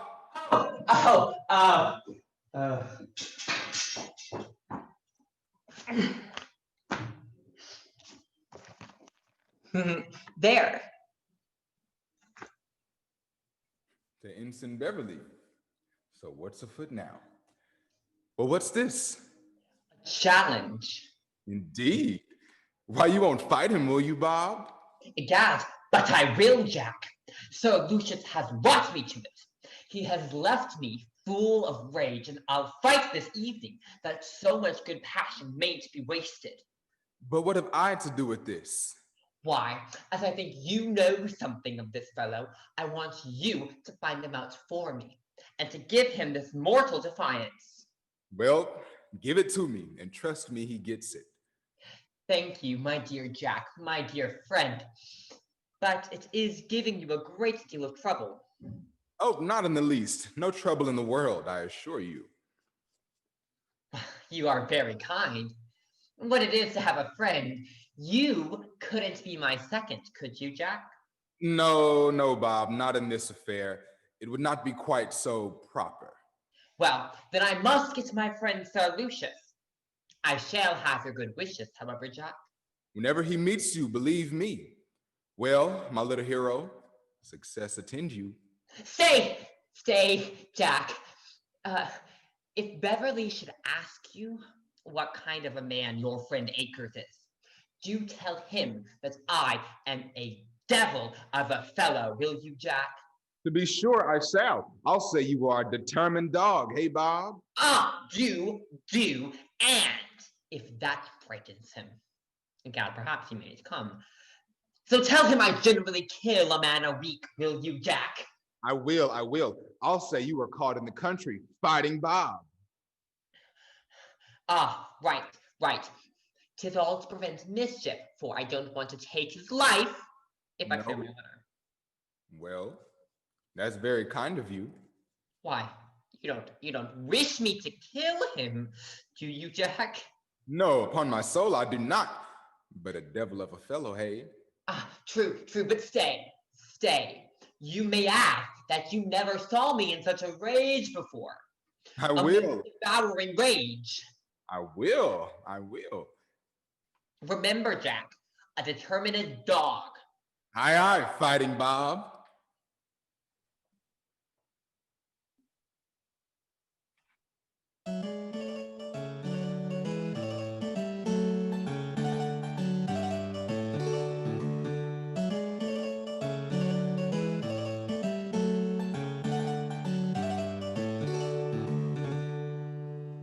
Why, thou perverse one! Tell me what you can object to him. Isn't he a handsome man? Tell me that. A genteel man, a pretty figure of a man. She little thinks whom she is praising. So is Beverly, ma'am. No comparisons, miss, if you please. Comparisons don't become a young woman. No, Captain Absolute is indeed a fine gentleman. I, the Captain Absolute you have seen. Then he's so well-bred, so full of alacrity and adulation, and has so much to say for himself, in such good language, too. His physiognomy so grammatical, and then his presence is so noble. I protest, when I saw him, I thought of what Hamlet says in the play. Hesperian curls the front of Job himself, and I, like March, to threaten at command, a station like Harry Mercury knew. Something about kissing on a hill. However, the similitude struck me directly. How enraged will she be presently when she discovers her mistake? Sir Anthony and Captain Absolute are below, ma'am. Show them up here. Now, Lydia, I insist on your behaving as becomes a young woman. Show your good breeding at least, though you have forgot your duty. Madam, I have already told you my resolution. I shall not only give him no encouragement, but I won't even speak to or look at him. Here we are, Mrs. Malaprop, come to mitigate the frowns of unrelenting beauty. And difficulty enough I had to bring this fellow. I don't know what's the matter, but if I had not held him by force, he'd have given me the slip. You have infinite trouble, Sir Anthony, in the affair. I am ashamed for the cause. Lydia, rise, I beseech you, pay your respects. Well, madam, I do hope that the lady has reflected on the worth of this gentleman and the regard due to her aunt's choice and my alliance. Now, Jack, speak to her. What shall I do? Sir, you see, she won't even look at me whilst you are here. I knew she wouldn't. I told you so. Let me entreat you to leave us together. I wonder I haven't heard my aunt exclaim yet. Sure, she couldn't have looked at him. Perhaps the uniforms are alike. And she is something blind. I say, sir, I won't stir a foot yet. I'm sorry to say, Sir Anthony, that my affluence over my niece is very small. Turn around, Lydia. I blush for you. May I not flatter myself that Miss Languish will assign what cause of dislike she can have to my son? Why don't you begin, Jack? Speak, you puppy, speak. It is impossible, Sir Anthony. She can have any. Answer, hussy. Why don't you answer? Then I trust that a childish and hasty predilection will be no bar to Jack's happiness. Zoons, Sirrah, why don't you speak? I think my lover seems as little inclined to conversation as myself. How strangely blind must my aunt be?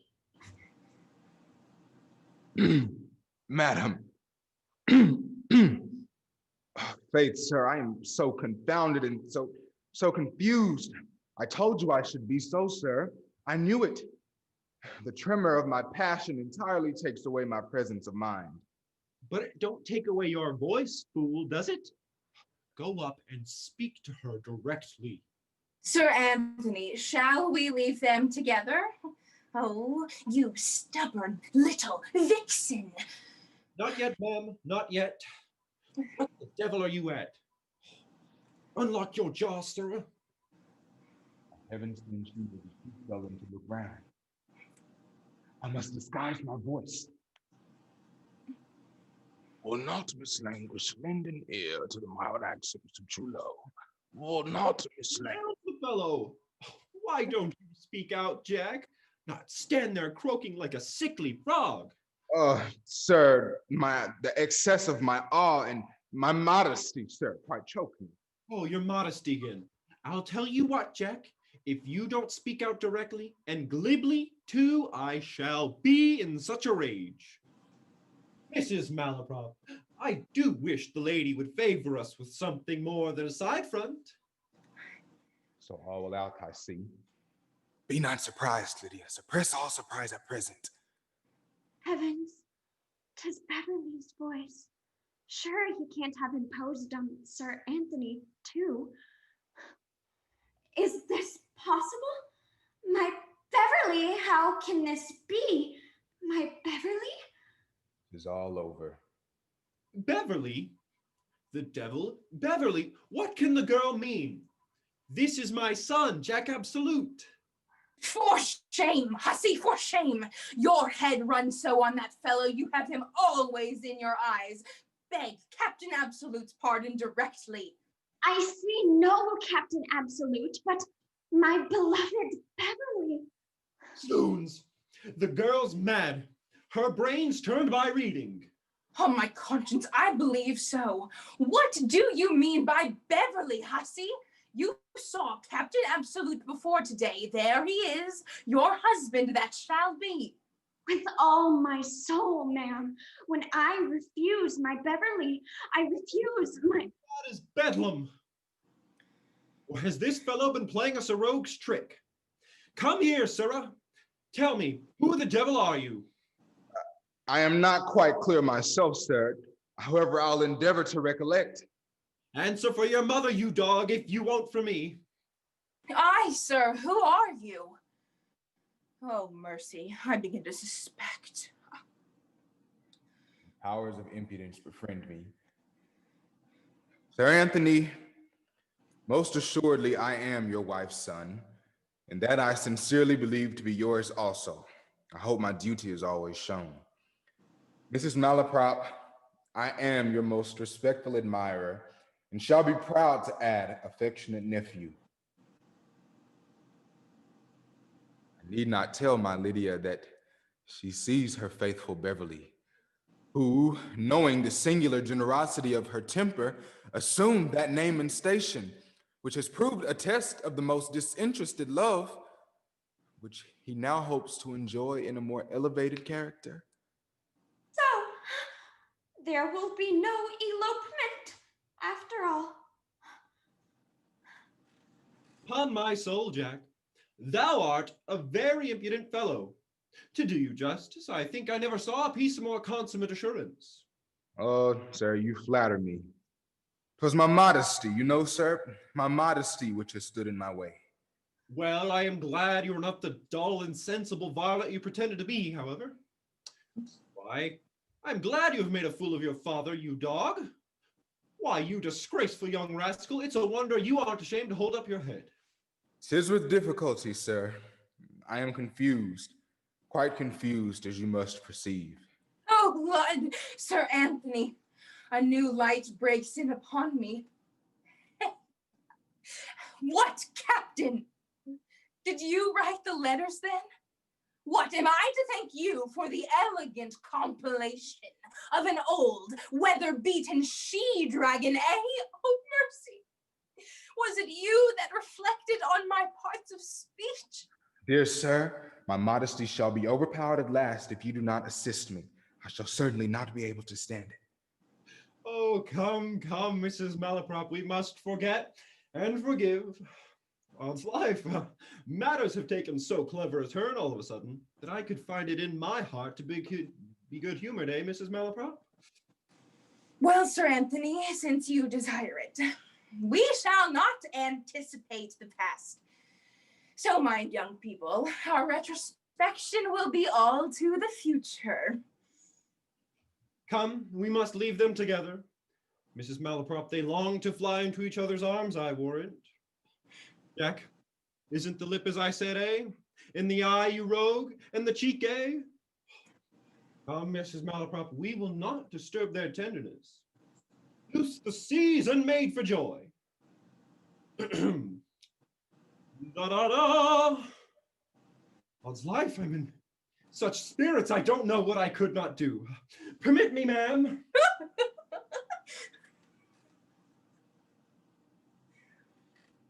So much thought bodes no good. So grave, Lydia? Sir. So, gad, I thought as much. What? Now that we are as happy in our friends' consent as in our mutual vows, we can just... Consent indeed. Come, Lydia, we must lay aside some of our romance. A little wealth and comfort may be enjoyed after all. Then let me now entreat to finally... What signifies entreaty when you know I must have you?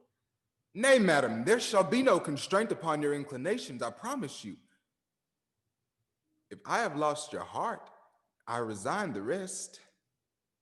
Gad, I must try what a little spirit will do. Then, sir, let me tell you that the interest you had there was acquired by a mean, unmanly imposition that deserves the punishment of fraud. What? You have been treating me like a child, humoring my romance and laughing, I suppose, at your success. You wronged me, Lydia. You wronged me. But here, it was No! While I fondly imagined that we were deceiving my relations and that I should outwit and incense them all, behold, my hopes are to be crushed by my aunt's consent and approbation, and I myself am the only dupe at last. But here, sir, here is the picture. Beverly's picture, which I have worn night and day despite threats and entreaties. There, sir. And be assured I throw the original from my heart as easily. Nay, nay, madam, we will not differ as to that. Here is Miss Lydia Languish. There, madam. In beauty, this copy is not equal to you, but I cannot bring in my heart to part with it. Come, we must interrupt your billing and cooing a while. What the devil's the matter now? Odds life. Mrs. Malaprop, this is the oddest billing and cooing I've ever heard. But what the deuce is the meaning of it? I am quite astonished. Ask the lady, sir. Oh, mercy, I am quite analyzed for my part. Why, Lydia, what is the reason of this? Gentlemen, ma'am. Soon I shall be in a rage. Why, Jack, you are not come out to be anyone else, are you? Aye, sir, there's no more trick, is there? You are not like Cerberus, 3 gentlemen at once, are you? Sir, you'll not let me speak. I tell you, the lady can account for this much better than I can. Ma'am, you once commanded me never to think of Beverly again. There is the man. I now obey you. From this moment on, I renounce him forever!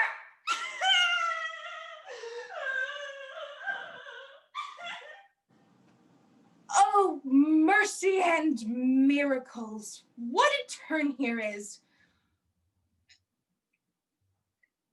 Why, sure, Captain, you haven't behaved disrespectfully to my niece.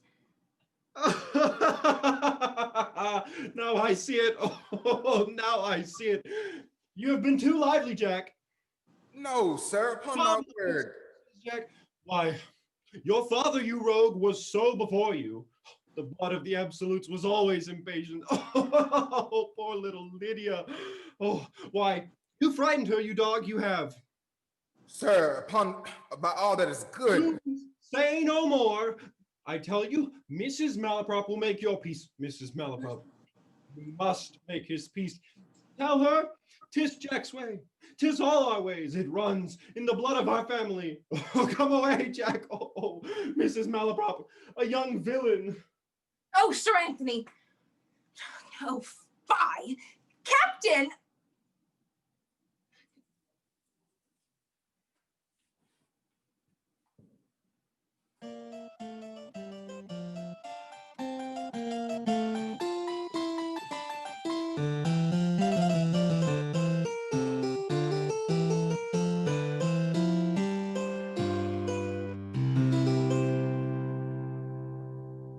I wonder where this Captain Absolute hides himself. Oh, isn't this the captain coming? Ah, faith it is! Who the devil is he talking to? To what fine purpose have I been plotting? A noble reward for all my schemes upon my soul. Steph, I never was in a worse humor in all my life. Where I could cut my own throat or any other person's with the greatest pleasure in the world. Oh, faith, I never could have found him in a sweeter temper than for my purpose to be sore. I'm just coming the nick. Now to enter into conversation with the captain, and so quarrel genteelly. With regards to that matter, Captain, I must beg leave to differ in opinion with you. Upon my word then, sir, you must be a very subtle disputant, because, sir, I happened just then to be giving no opinion at all. Well, that's no reason. Forgive me leave to tell you. A man may think an untruth as well as speak one. Very true, sir, but if a man never utters his thoughts, I should think he might stand a chance of escaping controversy. Then, sir, you differ in opinion with me, which amounts to the same thing. Hark ye, Sir Lucius. If I had not known you before to be a gentleman, upon my soul, I should not have discovered it at this interview. For what you can drive at, unless you mean to quarrel with me, I cannot conceive. I humbly thank you for the quickness of your apprehension. You have named the very thing I would be at. Very well then, sir, I shall not balk your inclinations, but I should be glad if you would please explain your motives. Your memory is very short, or else you could not have forgotten the affront you passed on me within this week. So, no more, but name your time and place. Well, since you are so bent on it, the sooner the better. Let it be here, this evening, by the spring gardens. We shall scarcely be interrupted. If it's the same to you, Captain, I should take it as a particular kindness if you would let us meet at Kingsmead Fields, as a little business will call me there about 6 o'clock, and I may dispatch both matters at once. 'Tis the same to me exactly. A little after 6 then, we'll meet to discuss this matter more seriously. If you please, sir, there will be very pretty small sword light, though it won't do for a long shot. So that matter settled, and my mind's at ease. Well met. I was going to look for you. Oh, Falkland, all the demons of spite and disappointment have conspired against me. I am so vexed that had I not the prospect of being knocked to the head by and by, I should scarce have breath to tell you the cause. What can you mean? Has Lydia changed her mind? I should have thought her duty and inclination would have pointed to the same object. Faith, as the eyes do of a person who squints. When her love eye was fixed on me, her other, the eye of duty, was finally oblique.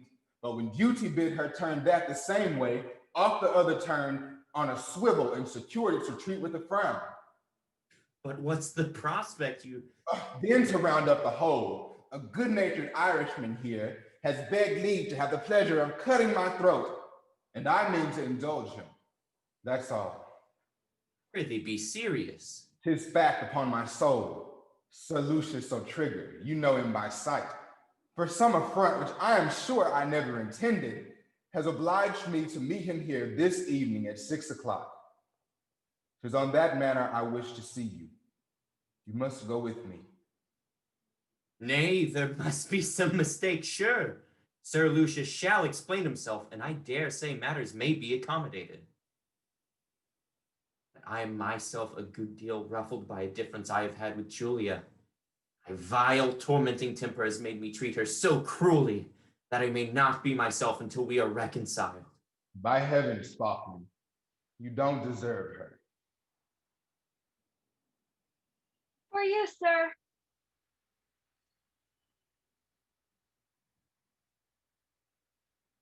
Oh, Jack, it's from Julia. I dread to open it. I fear it is to take a last leave. Oh, how I suffer for my folly. Here, let me see.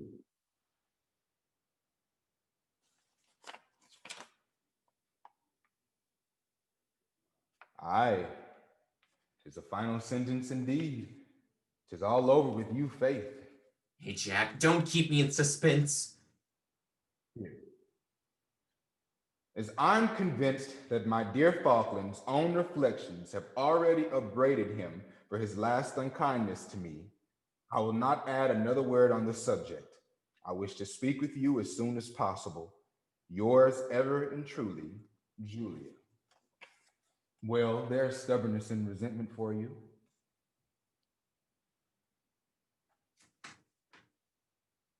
My man, you don't seem one whit the happier at this.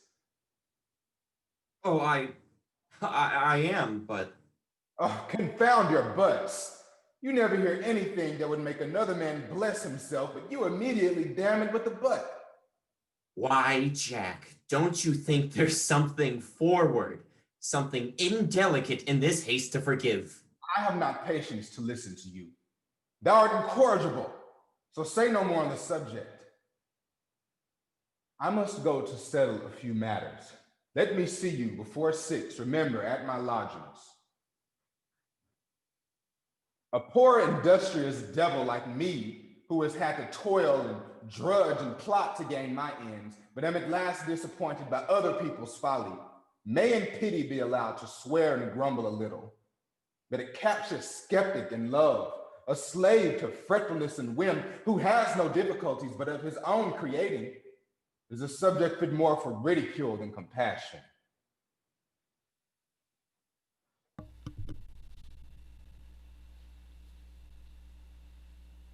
I feel his reproaches, yet his engaging me in this duel has started an idea in my head, which I will instantly pursue. I'll use it as the touchstone of Julia's sincerity. If her love for me prove pure and sterling, I will rest my name upon it with honor, and once I have stamped it there, I lay aside all my doubts forever.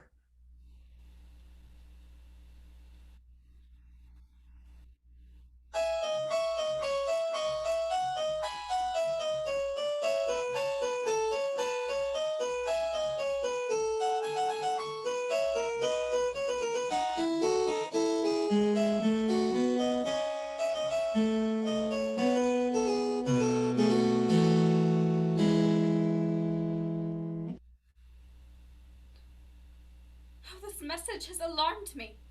What dreadful accident can he mean? Why such charge to be alone? Falkland, how many unhappy hours, how many tears have you cost me? What means this? Why this caution, Falkland? Alas, Julia, I am come to take a long farewell. Heavens, what do you mean?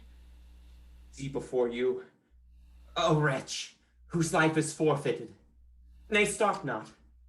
The infirmity of my temper has drawn this misery on me.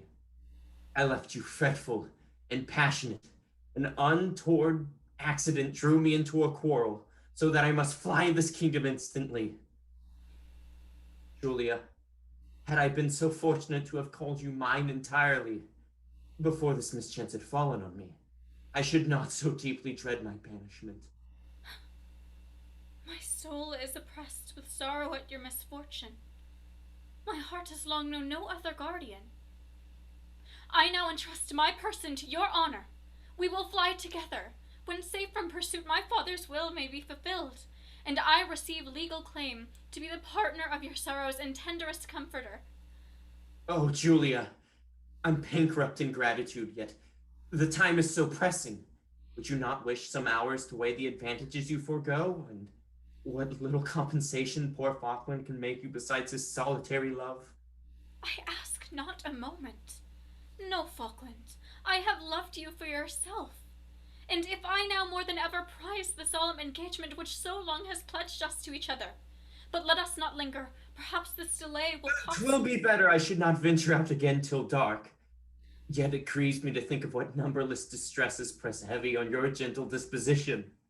Perhaps your fortune may be forfeited by this unhappy act. I know not whether 'tis so, but sure that alone can never make us unhappy. The little I have will be sufficient to support us, and exile should never be splendid. Ay, Julia, but in such an abject state of life, my wounded pride may perhaps increase the natural fretfulness of my temper, till I become a rude, morose companion, beyond your patience to endure. If your thoughts should assume so unhappy a bent, you will the more want some mild and affectionate spirit to watch over and console you, one who, by bearing your infirmities with gentleness and resignation, may teach you so to bear the evils of your fortune. Julia, I have proved you to the quick, and with this useless device I throw away all my doubts. How may I plead to be forgiven for this last unworthy effect of my restless, unsatisfied disposition? Has no such disaster happened as you related? I am ashamed to own it was pretended, yet in pity, Julia, do not kill me with resenting a fault which never— Hold, Falkland! That you are free from a crime which I before feared to name, heaven knows how sincerely I rejoice. But that your cruel doubt should have so sorely wrung my heart. gives me now a pang more keen than I can express. My heavens, After Julia. such a year of trial, I now see it is not in your nature to be content or confident in love. With this conviction, I never will be yours. Nay, but Julia, by my soul and honor, if after— One word more. I shall pray for your happiness with the truest sincerity. All I request of you is that you yourself reflect upon this infirmity, and when you number off the many true delights it has deprived you of, let it not be your least regret that it lost you the love of the one who would have followed you in beggary through the world.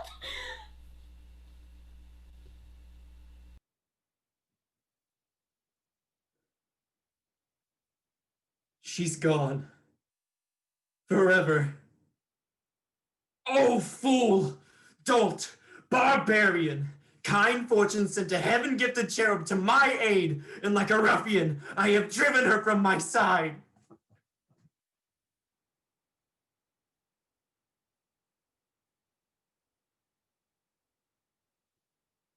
Fellow went strangely through my head. I believe one lecture from my grave cousin will make me recall him. Oh, Julia, I am come to you with such an appetite for consolation. Lud, child, what's the matter with you? You've been crying. I'll be hanged if that Falkland has not been tormenting you. You mistake the cause of my uneasiness. Something has flurried me a little. Nothing that you can guess at.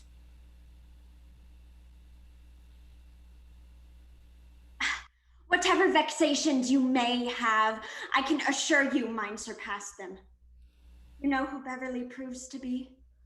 I will now own to you, Lydia, that Mr. Falkland had before informed me of the whole affair.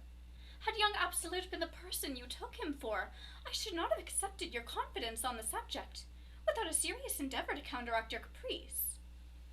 So, I see I have been deceived by everyone. I don't care. I'll never have him. Nay, Lydia. Why? Is it not provoking? When I thought I had come to the prettiest distress imaginable, to find myself made a mere Smithfield bargain of at last. There, had I projected one of the most sentimental elopements, so becoming a disguise, so amiable a ladder of ropes, conscious moon, 4 horses, Scotch parson, with such surprise to Mrs. Malaprop and such paragraphs in the newspapers. Oh, I shall die with disappointment. Melancholy indeed. How mortifying to remember the dear, delicious shifts I used to be put to gain half a minute's conversation with this fellow.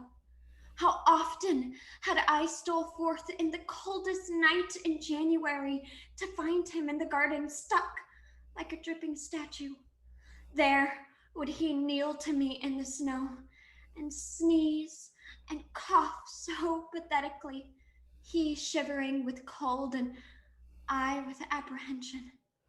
And as the freezing blast numbed our joints, how warmly would he press me to pity his flame and glow in mutual ardor. Ah, Julia, that was something like being in love. If I were in spirits, Lydia, I should chide you only by laughing heartily at you. But it suits more the situation of my mind at present, earnestly to entreat you not to let a man who loves you with sincerity suffer that unhappiness from your caprice, which I know too well caprice can inflict. Oh, Lud, what has brought my aunt here? So, here's fine work, here's fine suicide, parricide, and simulation going on in the fields, and Sir Anthony not to be found to prevent the antistrophe. For heaven's sake, madam, what's the meaning of this? That gentleman can tell you 'twas he enveloped the affair to me. Will you, sir, inform us? Ma'am, I should hold myself deficient in every requisite that forms a man of breeding. If I delayed a moment to give you all the information in my power, to a lady so deeply interested in the affairs you are. But quick, sir. True, ma'am. As you say, one should be quick in these divulging matters of this nature. For should we be tedious, perhaps while we are flourishing on the subject, 2 or 3 lives may be lost. Oh, patience! For heaven's sake, madam, would you tell us what is the matter? Why, murder's the matter, slaughter's the matter, killing's the matter. But he can tell you the perpendiculars. Then prithee, sir, be brief. Why, as to murder, I cannot take it upon me to say. As to slaughter or manslaughter, that'll be as the jury finds it. But who, sir, are engaged in this? My master, ma'am, my master. I speak of my master. Oh, heavens. Captain Absolute. Oh, to be sure, you're frightened now. But who is there besides Captain Absolute? Squire Acres and Squire Falkland. Do, ma'am. Let us instantly endeavor to prevent mischief.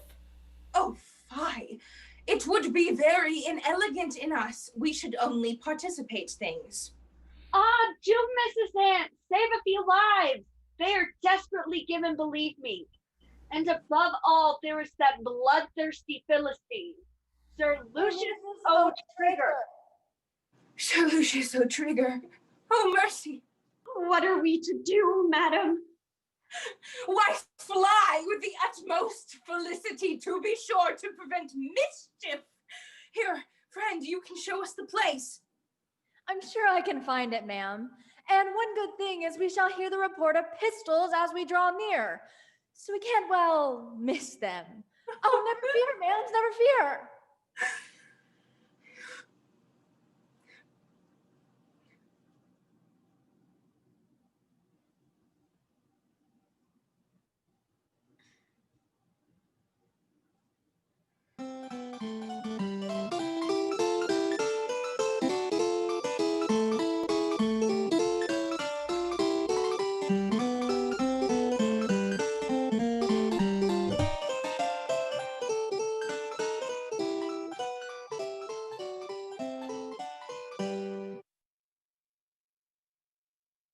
A sword seen in the streets of Bath would raise as great an alarm as a mad dog.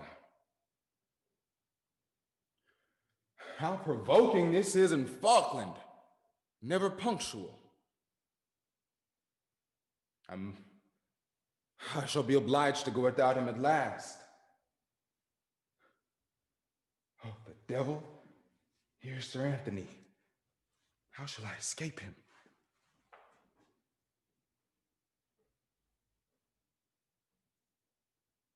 Only that I see he doesn't know me.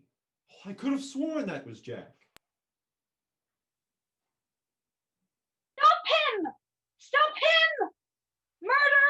Fire! Stop fire! Stop fire! Oh, Sir Anthony! Call! Bid him stop! Murder! Fire! Murder? Fire where? He's out of sight. And I'm out of breath for my part. Oh, Sir Anthony, why didn't you stop him? Why didn't you stop him? Soons, the fellow's mad. Stop who? Stop Jack? I, the captain, sir. There's murder and slaughter. Murder? I please you, Sir Anthony. There's all kinds of murder, all sorts of slaughter to be seen in the fields. There's fighting going on, sir. Bloody sword and gun fighting. Who are going to fight, dunce? Everybody that I know of, Sir Anthony, everybody is going to fight. Poor Master Acres, your son, the captain, Sir Lucius O'Trigger. Oh, the dog. Do you know the place? Kingsmead Fields. Come along.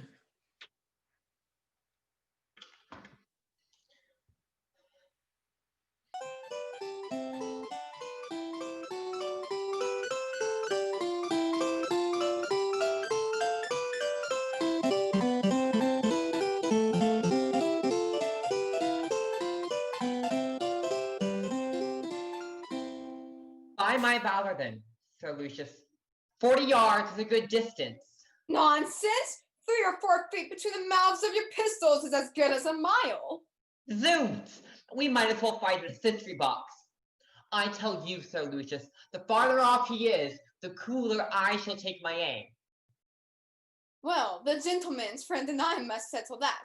But tell me now, Mr. Akers, in case of an accident, is there any little will or commission I could execute for you? I am much obliged to you, Sir Lucius, but I don't understand. Why, there's no being sought at without a little risk, and if an unlucky bullet shall carry a quietus with it, I say it will be no time then to be bothering you about family matters. A quietus? For instance now, if that should be the case, would you rather be pickled and sent home? Or would it be the same to you to lie here in the Abbey? I'm told there's very snug lying in the Abbey. Pickled? Snug lying in the Abbey? Odds tremors! Sir Lucius, don't talk so. Pray now, sir, how will you receive the gentleman's shot? Holy foils and vials. I practiced that. There, Sir Lucius, there. A side front, eh? Odd. I'll make myself small enough.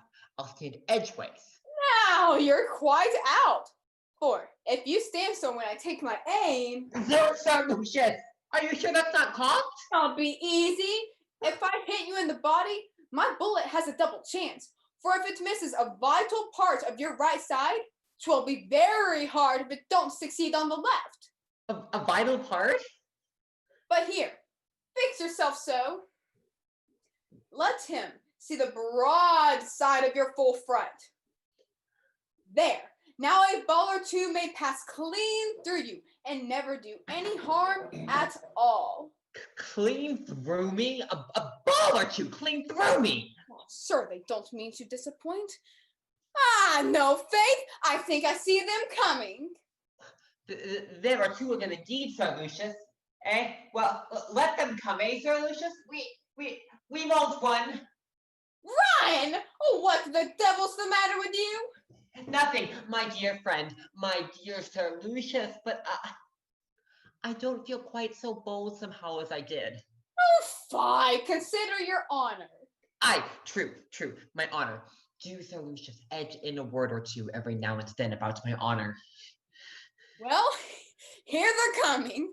Sir Lucius, if I wasn't with you, I should almost think I was afraid. If my valor should leave me, valor will come and go.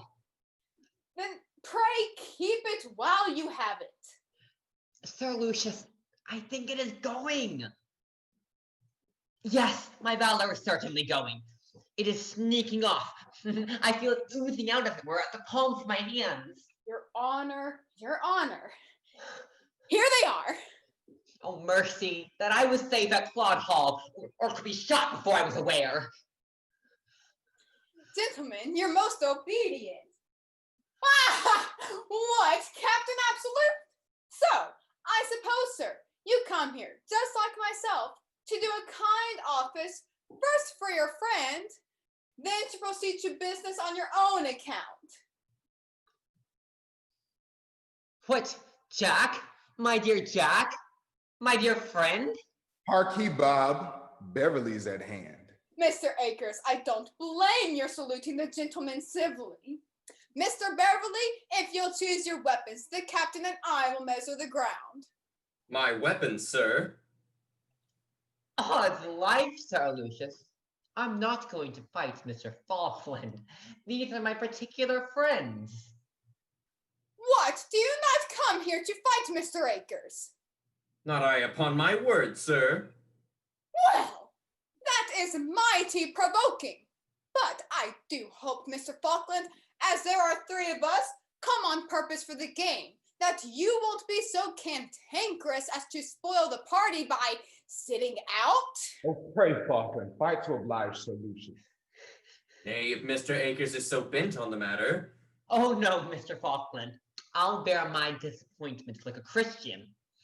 Looky, Sir Lucius, there's no occasion at all for me to fight. Observe me, Mr. Akers. I must not be trifled with.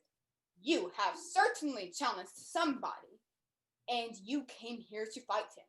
Now, if that gentleman is willing to take his place, I can't see by my soul why not. Why, no, Sir Lucius. I tell you, 'tis one Beverly I've challenged, a fellow, you see, that dare not show his face. If he were here, I'd make him give up his intentions directly. Oh, Bob, let me set you right. There is no such man as Beverly. The person who assumed that name is before you, and as his intentions are the same in both characters, he is ready to support them in whatever way you please. Well, this is lucky. Now you have the opportunity to... Fight! Quarrel with my dear friend, Jack Absolute? Not if he were 50 Beverleys. Zoom, Sir Lucius, you would not have me so unnatural. Mr. Akers, your valor has oozed away with a vengeance. Not in the least. Holy friends and defenders, I'll be your second with all my heart. And if you should get to quietus, you may command me entirely. I'll get you snug lying in the abbey here, or pickle you and send you over to Blunderbuss Hall, or anything of the kind with the greatest pleasure. You are little better than a coward. You are beneath my notice. No, Sir Lucius, you can't have a better second than my friend Akers. He is a determined dog. He is known in the country as Fighting Bob. He generally kills a man a week, don't you, Bob? At home. Well then, sir, 'tis we must begin. So come out, my little counselor, and ask the gentleman whether he will resign the young lady without forcing you to proceed against him. Come on then, sir. Since you won't let it be an amicable suit, here's my reply. Knock 'em all down, sweet Sir Anthony, knock 'em down! Put up, Jack, put up, or I shall be in a frenzy. How came you in a duel, sir? Faith, sir, that gentleman can tell you better than I. 'Twas he who called on me, and you know I serve his majesty. Here's a pretty fellow. I catch him going to cut a man's throat, and he tells me he serves his majesty. Well then, sir, how durst you draw the king's sword against one of his subjects? Sir, I tell you, that gentleman called me out without explaining his reasons. Gad, sir, how came you to call my son out without explaining your reasons? Your son, sir, insulted me in a manner in which my honor could not brook. Zoons! Jack, how durst you call this gentleman out in a manner which his honor could not brook? Come, let's have no honor before ladies. Captain Absolute, how could you affright us so? Here's Lydia has been terrified to death for you. For fear I should be killed or escape, ma'am. Nay, no delusions to the past. Lydia is convinced. Speak, child. With your leave, ma'am, I must put in a word here. I believe I can interpret the young lady's silence. Now, Mark. What is it you mean, sir? Oh, come, Delia.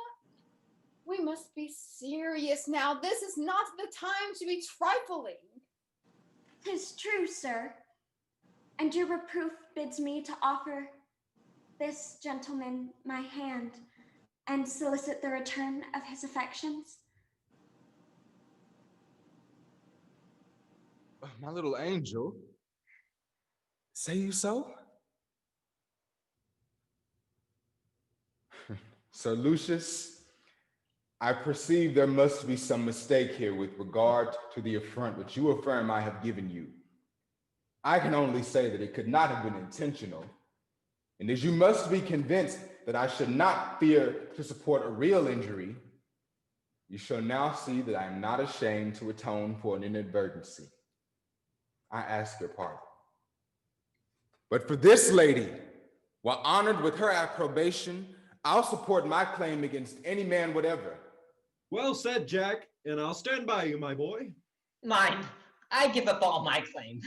I make no pretension to anything in this world, and if I can't get a wife without fighting for her, by my valor, I'll live a bachelor. Captain, an affront so handsomely acknowledged becomes an obligation. And as for the young lady, if she chooses to deny her own handwriting, here. Oh, he will dissolve my mystery. Sir Lucius, perhaps there's some mistake. Perhaps I can illuminate. Pray, old gentlewoman, don't interfere where you have no business. Miss Languis, are you my Delia or not? Indeed, Sir Lucius, I am not. Sir Lucius O'Trigger, ungrateful as you are, I own the soft impeachment. Pardon my blushes. I am Delia. You, Delia? Be easy. What, thou barbarous Van Dyke? Those letters are mine. When you are more sensible of my benignity, perhaps I might be brought to encourage your addresses. Miss Malaprop, I am extremely sensible to your condescensions, and whether you or Lucy have put this trick on me, I am equally beholden. And to show you that I am not ungrateful, Captain Absolute, since you have taken that lady from me, I'll give you my Delia into the bargain.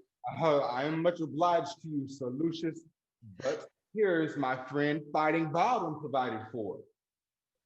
Oh, little Valor, here, will you make your fortune? Holy spots and wrinkles, no. But give me your hand, Sir Lucius. Forget and forgive. But if ever I give you the chance of pickling me again, say Bob Acres is a dunce. That's all. Come, Mrs. Malaprop, don't be cast down. You are in your bloom yet. Oh, Sir Anthony. Men are all barbarians. Julia, how may I sue for what I so little deserve? I dare not presume yet. Hope is the child of penitence. Falkland, you have not been more faulty in your unkind treatment of me than I am now in wanting inclination to resent it. As my heart honestly bids me place my weakness to the account of love, I should be ungenerous not to admit the same plea for yours. Now I shall be blessed indeed. Going on here? So you have been quarreling too, I warrant. Come, Julia. I never interfered before, but let me have a hand in the matter at last. All the faults I have ever seen in my friend Falkland seem to proceed from what he calls the delicacy and warmth of his affection for you. There, Julia, marry him directly. You'll find he'll mend surprisingly. Come, everyone. I hope there's no dissatisfied person here today. As for I myself have been disappointed. It will be very hard to not take any satisfaction seeing other people succeed better. You are right, Sir Lucius. So, Jack, I wish you joy. Mr. Falkland, the same. Ladies, come now, to show I am neither vexed nor angry. I will order the fiddles in half an hour to the new rooms, and I insist on your all meeting me there. Gad, sir, I like your spirit. And at night, we single lads will drink a health to the young couples.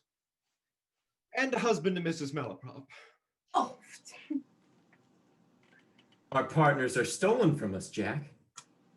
Be congratulated by each other. Yours for having checked in time the errors of an ill-directed imagination, and mine for having reformed the unhappy temper of one who tortured the heart he ought to have adored. Well, Falkland, we have both tasted the bitters as well as the sweets of love.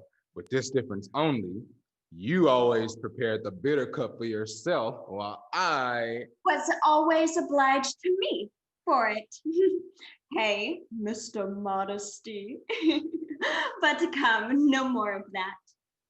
Our happiness has now been earned. Then let us study to preserve it so.